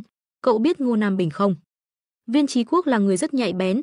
Ngay từ khi nghe Ngô Nam Bình nói chuyện về Trương Dịch và ba ba, ông đã nghi ngờ rằng giữa họ có sự đối đầu nào đó, và Ngô Nam Bình cố tình lợi dụng chuyện này để kích động ông. Nghe nhắc đến Ngô Nam Bình, mắt Trương Dịch nheo lại. Cái tên này đúng là hiểm độc, không ngờ hắn ta không dám đối đầu trực diện mà lại chọn cách đánh lén sau lưng, thậm chí còn kéo cả mẹ hắn ta đến Thiên Hải để cầu hôn.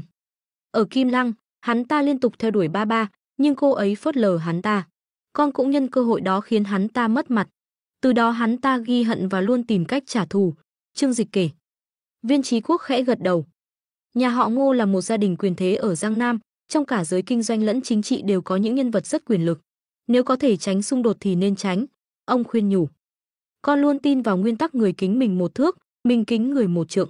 Nhưng nếu hắn ta dám chơi bẩn với con sẽ không bỏ qua, Trương Dịch nói với giọng lạnh lùng. Nếu không nhờ có Nguyệt Thần hỗ trợ, nắm được điểm yếu của Viên Chí Quốc thì có lẽ Trương Dịch đã rơi vào một tình thế khó khăn. Viên Chí Quốc nhìn thấy sự tức giận trong mắt Trương Dịch bèn nhắc nhở, chuyện này tốt nhất nên dừng lại ở đây. Ngô Nam Bình không đạt được mục đích, nhưng nếu cậu đẩy mọi việc đi quá xa cũng sẽ không tốt cho cậu. Hiện tại, cậu chưa chịu tổn thất gì, đừng quá chấp nhất. Là người có kinh nghiệm trong chính trường, Viên Chí Quốc không muốn Trương Dịch mạo hiểm đối đầu với nhà họ Ngô, vì điều này có thể ảnh hưởng đến cả ba bà. Trương Dịch cười nhạt, ngài nghĩ con là người ưa mạo hiểm sao? Ngài yên tâm, con sẽ không làm mọi việc quá căng thẳng, nhưng con cũng sẽ không để hắn ta tự tung tự tác. Viên Chí Quốc khẽ gật đầu, vậy thì tốt, hôm nay chúng ta tạm dừng ở đây. Ông chuẩn bị mở cửa xe để bước ra thì Trương Dịch bất ngờ gọi lại, chú Viên. Viên Chí Quốc quay lại, chuyện gì nữa? Trương Dịch cười híp mắt, nếu ngài cần, sau này con có thể giới thiệu thêm vài người phụ nữ cho ngài, cam đoan đủ loại, đủ gu. Viên Chí Quốc tức tối, sắc mặt đỏ bừng, hồ đồ, tôi là loại người thô bỉ như thế sao? Ông vung tay rồi vội bước vào biệt thự, bỏ lại Trương Dịch nhún vai đầy hứng thú, đều là đàn ông với nhau mà, cần gì phải làm bộ chính trực. Nguyệt Thần, phân tích cho ta xem Viên Chí Quốc thích kiểu phụ nữ nào. Ngay khi hắn dứt lời, giọng Nguyệt Thần vang lên trong đầu, dựa trên phân tích tính cách và trải nghiệm tình cảm của Viên Chí Quốc. Ông ta có xu hướng thích những phụ nữ có học thức, tài năng, tính cách dịu dàng, hiểu biết sâu rộng. Về ngoại hình, ông thích những người phụ nữ chín chắn và quyến rũ. Nghe cũng không khó hiểu lắm, Trương Dịch xoa cằm, nhìn theo bóng dáng của Viên Chí Quốc. Nghĩ cũng tội, chuẩn cha vợ của mình tìm phụ nữ mà phải lén lút, thật vất vả quá. Phải tìm cách giúp ông ấy thôi, Trương Dịch nghĩ thầm. Viên Chí Quốc ngoài mặt tỏ ra không cần, nhưng Trương Dịch biết đó chỉ là do ông chưa gặp được người mình thật sự thích mà thôi. Ở một thành phố lớn như Thiên Hải, không thiếu những người phụ nữ xuất sắc, và giúp ông tìm được người phù hợp cũng không phải là điều quá khó. Phải tìm cách kéo ông ấy xuống nước thôi, Trương Dịch cười thầm, nụ cười đầy gian xảo. Sau khi giải quyết mọi chuyện với Viên Chí Quốc, Trương Dịch cuối cùng cũng đưa mối quan hệ giữa hắn và ba ba ra ánh sáng. Không còn phải giấu giếm hay lo lắng bị phát hiện nữa, cả hai có thể tự do bên nhau. Tuy nhiên, Trương Dịch vẫn rất khó chịu với Ngô Nam Bình, kẻ đã giở trò sau lưng hòng phá hoại mối quan hệ của họ. Ngô Nam Bình dám đâm sau lưng tôi, tưởng mình hay lắm à? Trương Dịch nghĩ thầm, rồi gọi điện thoại cho Lưu Tử Hào, người bảo vệ trung thành của mình.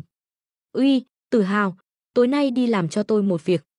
Thiên Hải là địa bàn của Trương Dịch, không phải nơi để một tên nhãi như Ngô Nam Bình dương oai. Sáng sớm hôm sau, Từ phu nhân tỉnh dậy, lười biếng vươn vai rồi với tay lấy điện thoại di động. Nhưng vừa quay đầu, bà kinh hoàng khi thấy một cái đầu heo đầy máu nằm ngay bên cạnh. Tiếng thét vang lên khắp căn phòng, Từ phu nhân sợ hãi đến mức ngã lăn khỏi giường, cuộn mình vào góc tường. Ngô Nam Bình nghe tiếng hét liền chạy vào. Mẹ, chuyện gì vậy? Từ phu nhân run rẩy, chỉ tay về phía giường, mặt mũi trắng bệch. Ngô Nam Bình nhìn theo và phát hiện đó là một cái đầu heo bị lột ra, máu còn chảy xuống thấm ướt gối. Kinh hãi và tức giận, hắn ta nhanh chóng lấy ga trải giường bọc đầu heo lại rồi ném ra ngoài. Nhưng mẹ hắn ta đã quá sợ hãi, thậm chí ngất xỉu vì hoảng loạn. Ngô Nam Bình vừa lo vừa giận, tức tốc đưa mẹ đến bệnh viện. Tại đó, Từ phu nhân chỉ bị sốc tinh thần, không có thương tổn thể chất nào, nên sau khi được chăm sóc, bà dần hồi phục trong phòng VIP. Mẹ yên tâm, con sẽ tìm ra kẻ đã làm việc này và bắt nó phải trả giá. Ngô Nam Bình an ủi mẹ. Nhưng sau khi rời phòng bệnh, lão Tạ, người bảo vệ của Ngô Nam Bình, báo tin không mấy tốt lành, thiếu gia, tôi đã nói chuyện với người của khách sạn. Tất cả camera giám sát vào thời điểm đó đều bị vô hiệu hóa. Không tìm ra được kẻ nào đã làm việc này. Hơn nữa, với mức độ chuyên nghiệp thế này, đối phương chắc chắn là cao thủ. Ngô Nam Bình càng thêm giận dữ, đây rõ ràng là một lời cảnh cáo. Kẻ đứng sau việc này muốn nói rằng nếu có thể lẻn vào đặt đầu heo trong phòng mà không ai hay biết thì hắn ta có thể làm bất cứ điều gì với họ. Trương Dịch, mày điên rồi, tao sẽ không tha cho mày. Ngô Nam Bình nghiến răng, lòng đầy thù hận. Tuy nhiên, hiện tại cả hai bên đều chưa muốn leo thang mâu thuẫn. Trương Dịch là một ông trùm trong giới kinh doanh, còn Ngô Nam Bình thuộc về giới quan chức, việc sử dụng quyền lực để đối đầu nhau không hề dễ dàng. Nhưng sau sự việc này, Ngô Nam Bình quyết tâm trả thù. Hắn ta sẽ bắt đầu từ điểm yếu của Trương Dịch, Viên Vũ Nghiên. Lão Tạ, điều tra về mẹ của Viên Vũ Nghiên sao rồi? Ngô Nam Bình hỏi. Lão Tạ gật đầu, đã có thông tin, thưa thiếu gia. Tốt, chiều nay chúng ta đi gặp bà ta. Ngô Nam Bình nhếch mép cười. Muốn đối phó với Trương Dịch thì phải ra tay từ Viên Vũ Nghiên. Càng hắn quan tâm, tôi càng phải khiến hắn đau đớn. Khi ba ba và Triệu Thế Hy trở lại Thiên Hải, họ lập tức bắt đầu các hoạt động thần tượng của mình. Hiện tại, cả hai đều là những ngôi sao sáng của làng giải trí, không chỉ nhờ vào ngoại hình xinh đẹp và vóc dáng quyến rũ, mà còn nhờ sự hậu thuẫn mạnh mẽ từ Trương Dịch. Hắn sắp xếp để họ làm đại sứ hình ảnh cho Taobao và Mây Tour, hai nền tảng thương mại điện tử và giao đồ ăn lớn nhất nước. Đây là cơ hội để tên tuổi của họ bay xa hơn, đồng thời quảng bá cho thương hiệu của Trương Dịch. Một ngày nọ, sau khi hoàn thành buổi ghi hình cho chương trình giải trí, ba ba và Triệu Thế Hy vừa nói chuyện vừa bước vào hậu trường. Đột nhiên, cửa phòng bị gõ. Một trợ lý mở cửa, ngạc nhiên khi thấy một bó hoa hồng đỏ khổng lồ được nâng lên trước mắt. Đó là 999 bông hoa hồng, một món quà xa xỉ trị giá hàng chục ngàn đồng. Xin hỏi, anh là ai? Trợ lý hỏi. Phía sau bó hoa xuất hiện gương mặt của Ngô Nam Bình, hắn ta cười nham hiểm, bó hoa này là dành cho ba ba. Hôm nay là kỷ niệm 100 ngày ra mắt của cô ấy. Là fan hâm mộ, tôi muốn tặng cô ấy món quà này. Ba ba vừa quay đầu nhìn thấy Ngô Nam Bình thì khuôn mặt lập tức tối sầm lại. Anh làm gì ở đây? Nơi này chỉ dành cho nhân viên, anh không biết sao? Ba ba lạnh lùng nói. Ngô Nam Bình nhìn ba ba với ánh mắt đầy thèm khát, không giấu nổi sự si mê. Ba ba, đừng hiểu lầm. Anh không có ác ý, chỉ muốn tặng hoa chúc mừng. Đây là lòng thành của một người hâm mộ, cô không định nhận sao? Ba ba nhíu mày, nhưng dù khó chịu thế nào, vẻ đẹp của cô vẫn khiến người ta ngất ngây. Tôi đã nói rồi, tôi không nhận hoa từ đàn ông khác, xin mời anh về đi. Ba ba lạnh nhạt trả lời, không để cho Ngô Nam Bình có cơ hội. Ngô Nam Bình cố gắng cười gượng, ba ba, đừng lạnh lùng như vậy. Trước đó là lỗi của anh xin lỗi. Hôm nay anh chỉ muốn chúc mừng em thôi. Chỉ cần em đồng ý, chúng ta có thể đi ăn tối cùng nhau, chỉ một bữa thôi mà. Ngô Nam Bình theo đuổi ba ba một cách dai dẳng, giống như loại thuốc cao da chó khó gỡ bỏ. Ba ba đã nghĩ rằng sau khi từ chối thẳng thừng, Ngô Nam Bình sẽ từ bỏ, nhưng không ngờ hắn ta lại bám giết đến tận Thiên Hải. Dù gia đình Ngô Nam Bình đã đến gặp Viên Chí Quốc để cầu hôn, Trương Dịch vẫn chưa nói gì với ba ba về chuyện này. Hắn không muốn cô phải bận lòng và mất vui. Xin anh lập tức rời đi, tôi không muốn gặp anh thêm nữa, ba ba lạnh lùng nói. Ngô Nam Bình thoáng sững người, rồi trong mắt hiện lên vẻ tức giận. Cô từ chối tôi vì Trương Dịch đúng không? Hắn có gì hơn tôi chứ? Hắn chẳng qua là một tên thương nhân thôi, tôi, công tử thứ ba nhà họ Ngô không lẽ lại không bằng hắn sao? Ba ba cười lạnh, khinh bỉ nói, anh lấy gì mà so với Trương Dịch? Đối với tôi, anh thậm chí còn không đáng một sợi tóc của anh ấy. Triệu Thế Hy đứng bên cạnh khẽ cười, anh còn dám so sánh với Trương Dịch. So sánh anh với anh ấy là một sự sỉ nhục với Trương Dịch. Ha, vậy sao? Tôi thật là không cẩn thận, ba ba nói, cười nhạo. Cô quay sang nói với trợ lý, đuổi hắn ra ngoài ngay. Lời vừa dứt, các trợ lý lập tức tiến lên, cố gắng đẩy Ngô Nam Bình ra ngoài. Anh mau rời khỏi đây, nếu không chúng tôi sẽ gọi bảo vệ. Ngô Nam Bình tức giận, lòng tự tôn bị ba ba và Triệu Thế Hy dẫm đạp, khiến hắn ta phát điên. Biến hết đi, hắn ta đẩy ngã hai trợ lý xuống đất. Ba ba và Triệu Thế Hy hoảng sợ, lo rằng hắn ta sẽ làm điều gì quá khích.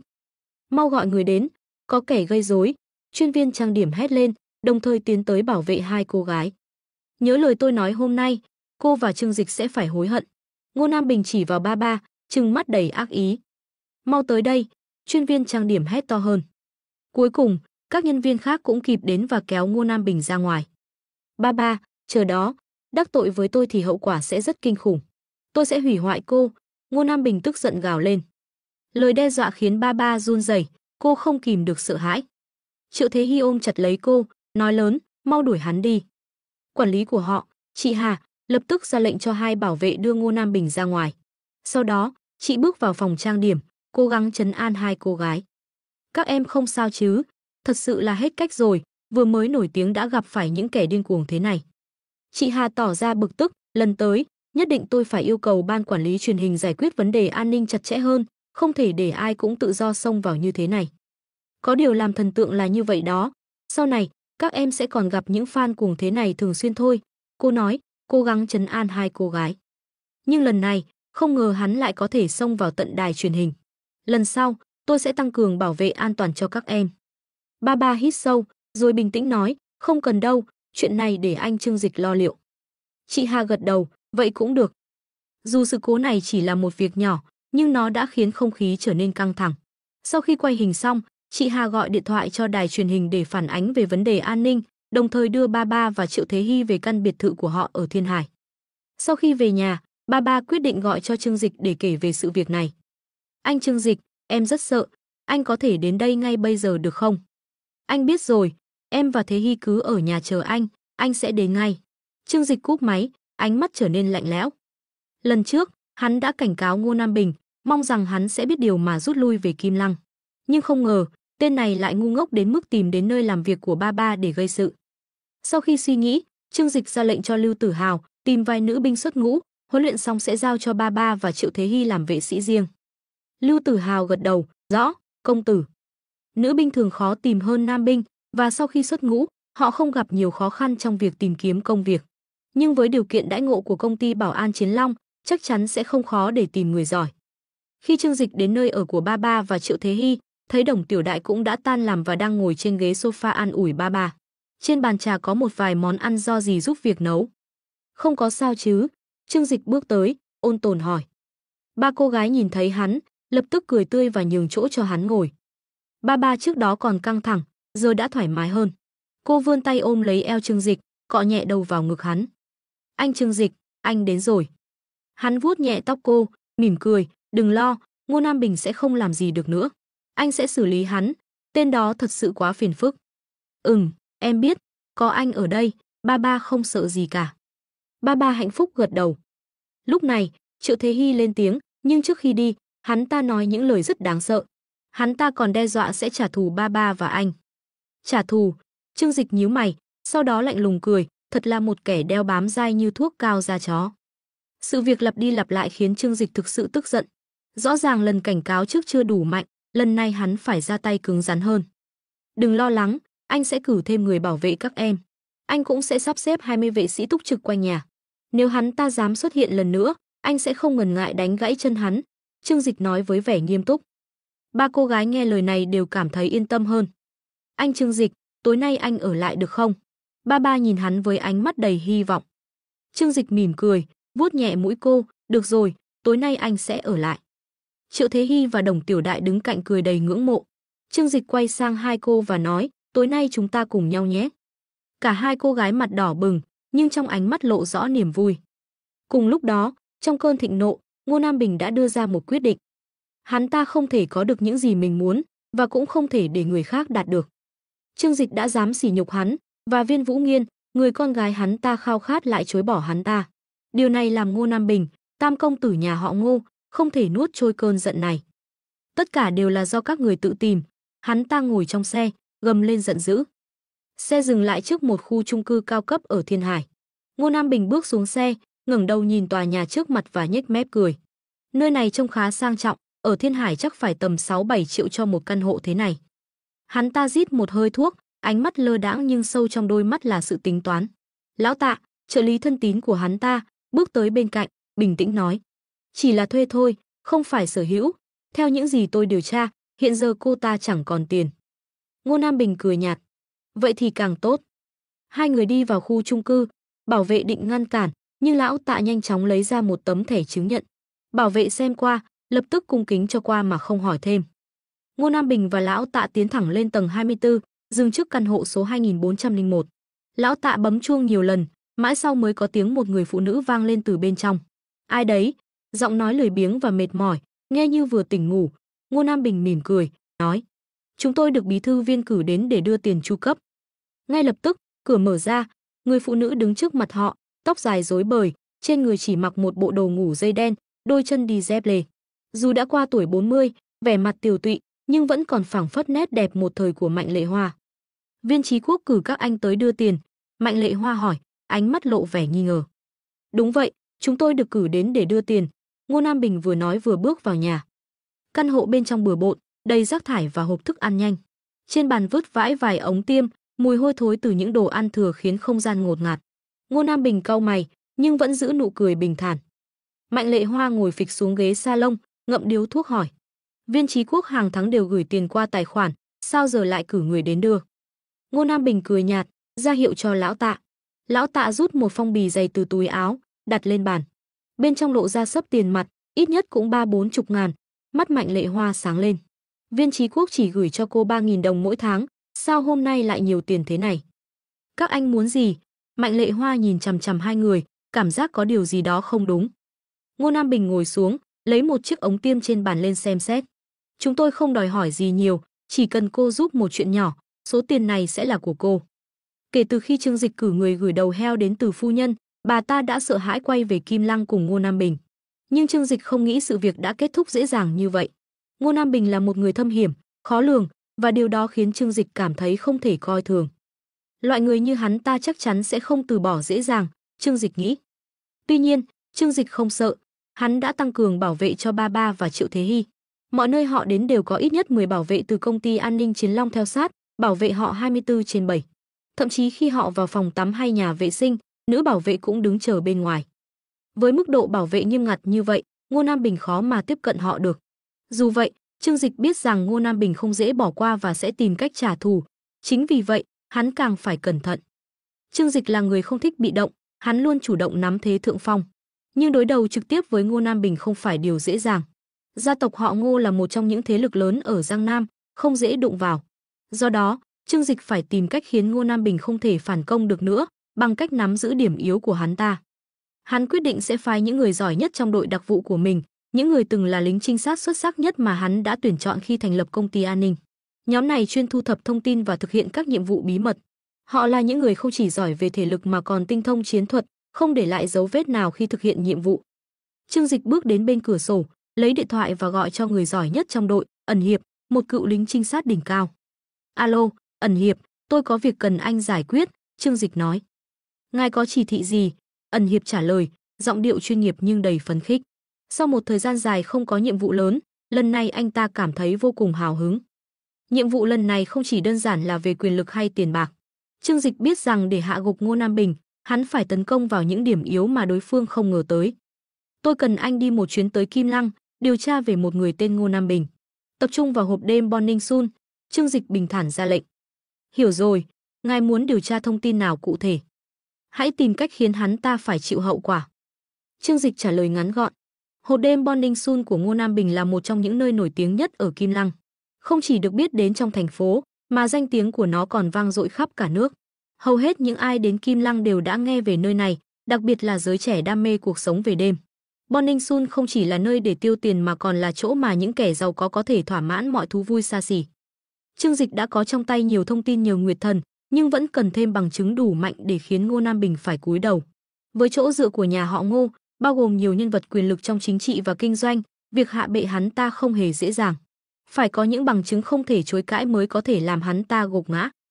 Giọng nói trầm của Ẩn Hiệp vang lên, ngài yên tâm, chuyện này để tôi lo. Sau khi cuộc trò chuyện kết thúc, Ẩn Hiệp lập tức xóa toàn bộ ghi chép cuộc gọi. Điện thoại của hắn ta không lưu bất kỳ số liên lạc nào. Tất cả chỉ được ghi nhớ trong đầu để tránh bất cứ rắc rối nào có thể xảy ra nếu hành động bị phát hiện. Ẩn Hiệp là người đã qua đào tạo chuyên nghiệp nên rất cẩn thận trong mọi chi tiết.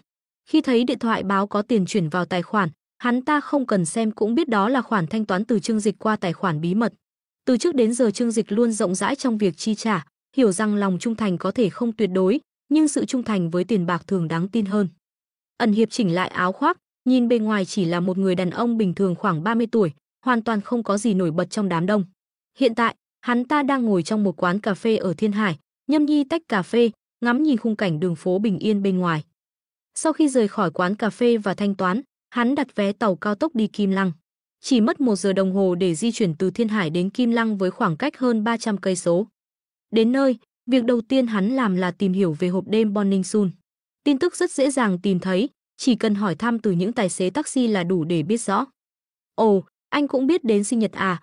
Tài xế, một người đàn ông ngoài 40 tuổi, vừa nghe Ẩn Hiệp nhắc đến Bonning Sun thì hai mắt sáng lên. Anh bạn, chắc hẳn anh từ nơi khác đến để chơi rồi phải không? Hộp đêm sinh nhật không phải là nơi mà ai cũng có thể đến được đâu. Ở Kim Lăng, nó nổi tiếng khắp cả vòng tròn thượng lưu, thậm chí cả Giang Nam đều biết đến. Nhưng nếu không có người quen giới thiệu, anh đừng mơ vào được. Và nếu anh không phải là người có tiền hoặc địa vị, đến cả cửa cũng không thể bước vào. Sinh nhật, Ẩn Hiệp hỏi lại, cảm thấy cái tên khá thú vị và phù hợp. Đúng vậy, sinh nhật, tài xế đáp, mặt lộ rõ vẻ hâm mộ. Hộp đêm đó nổi tiếng khắp cả nước, ở phía Bắc có Thiên Thượng Nhân Gian, còn phía Nam có Bonning Sun.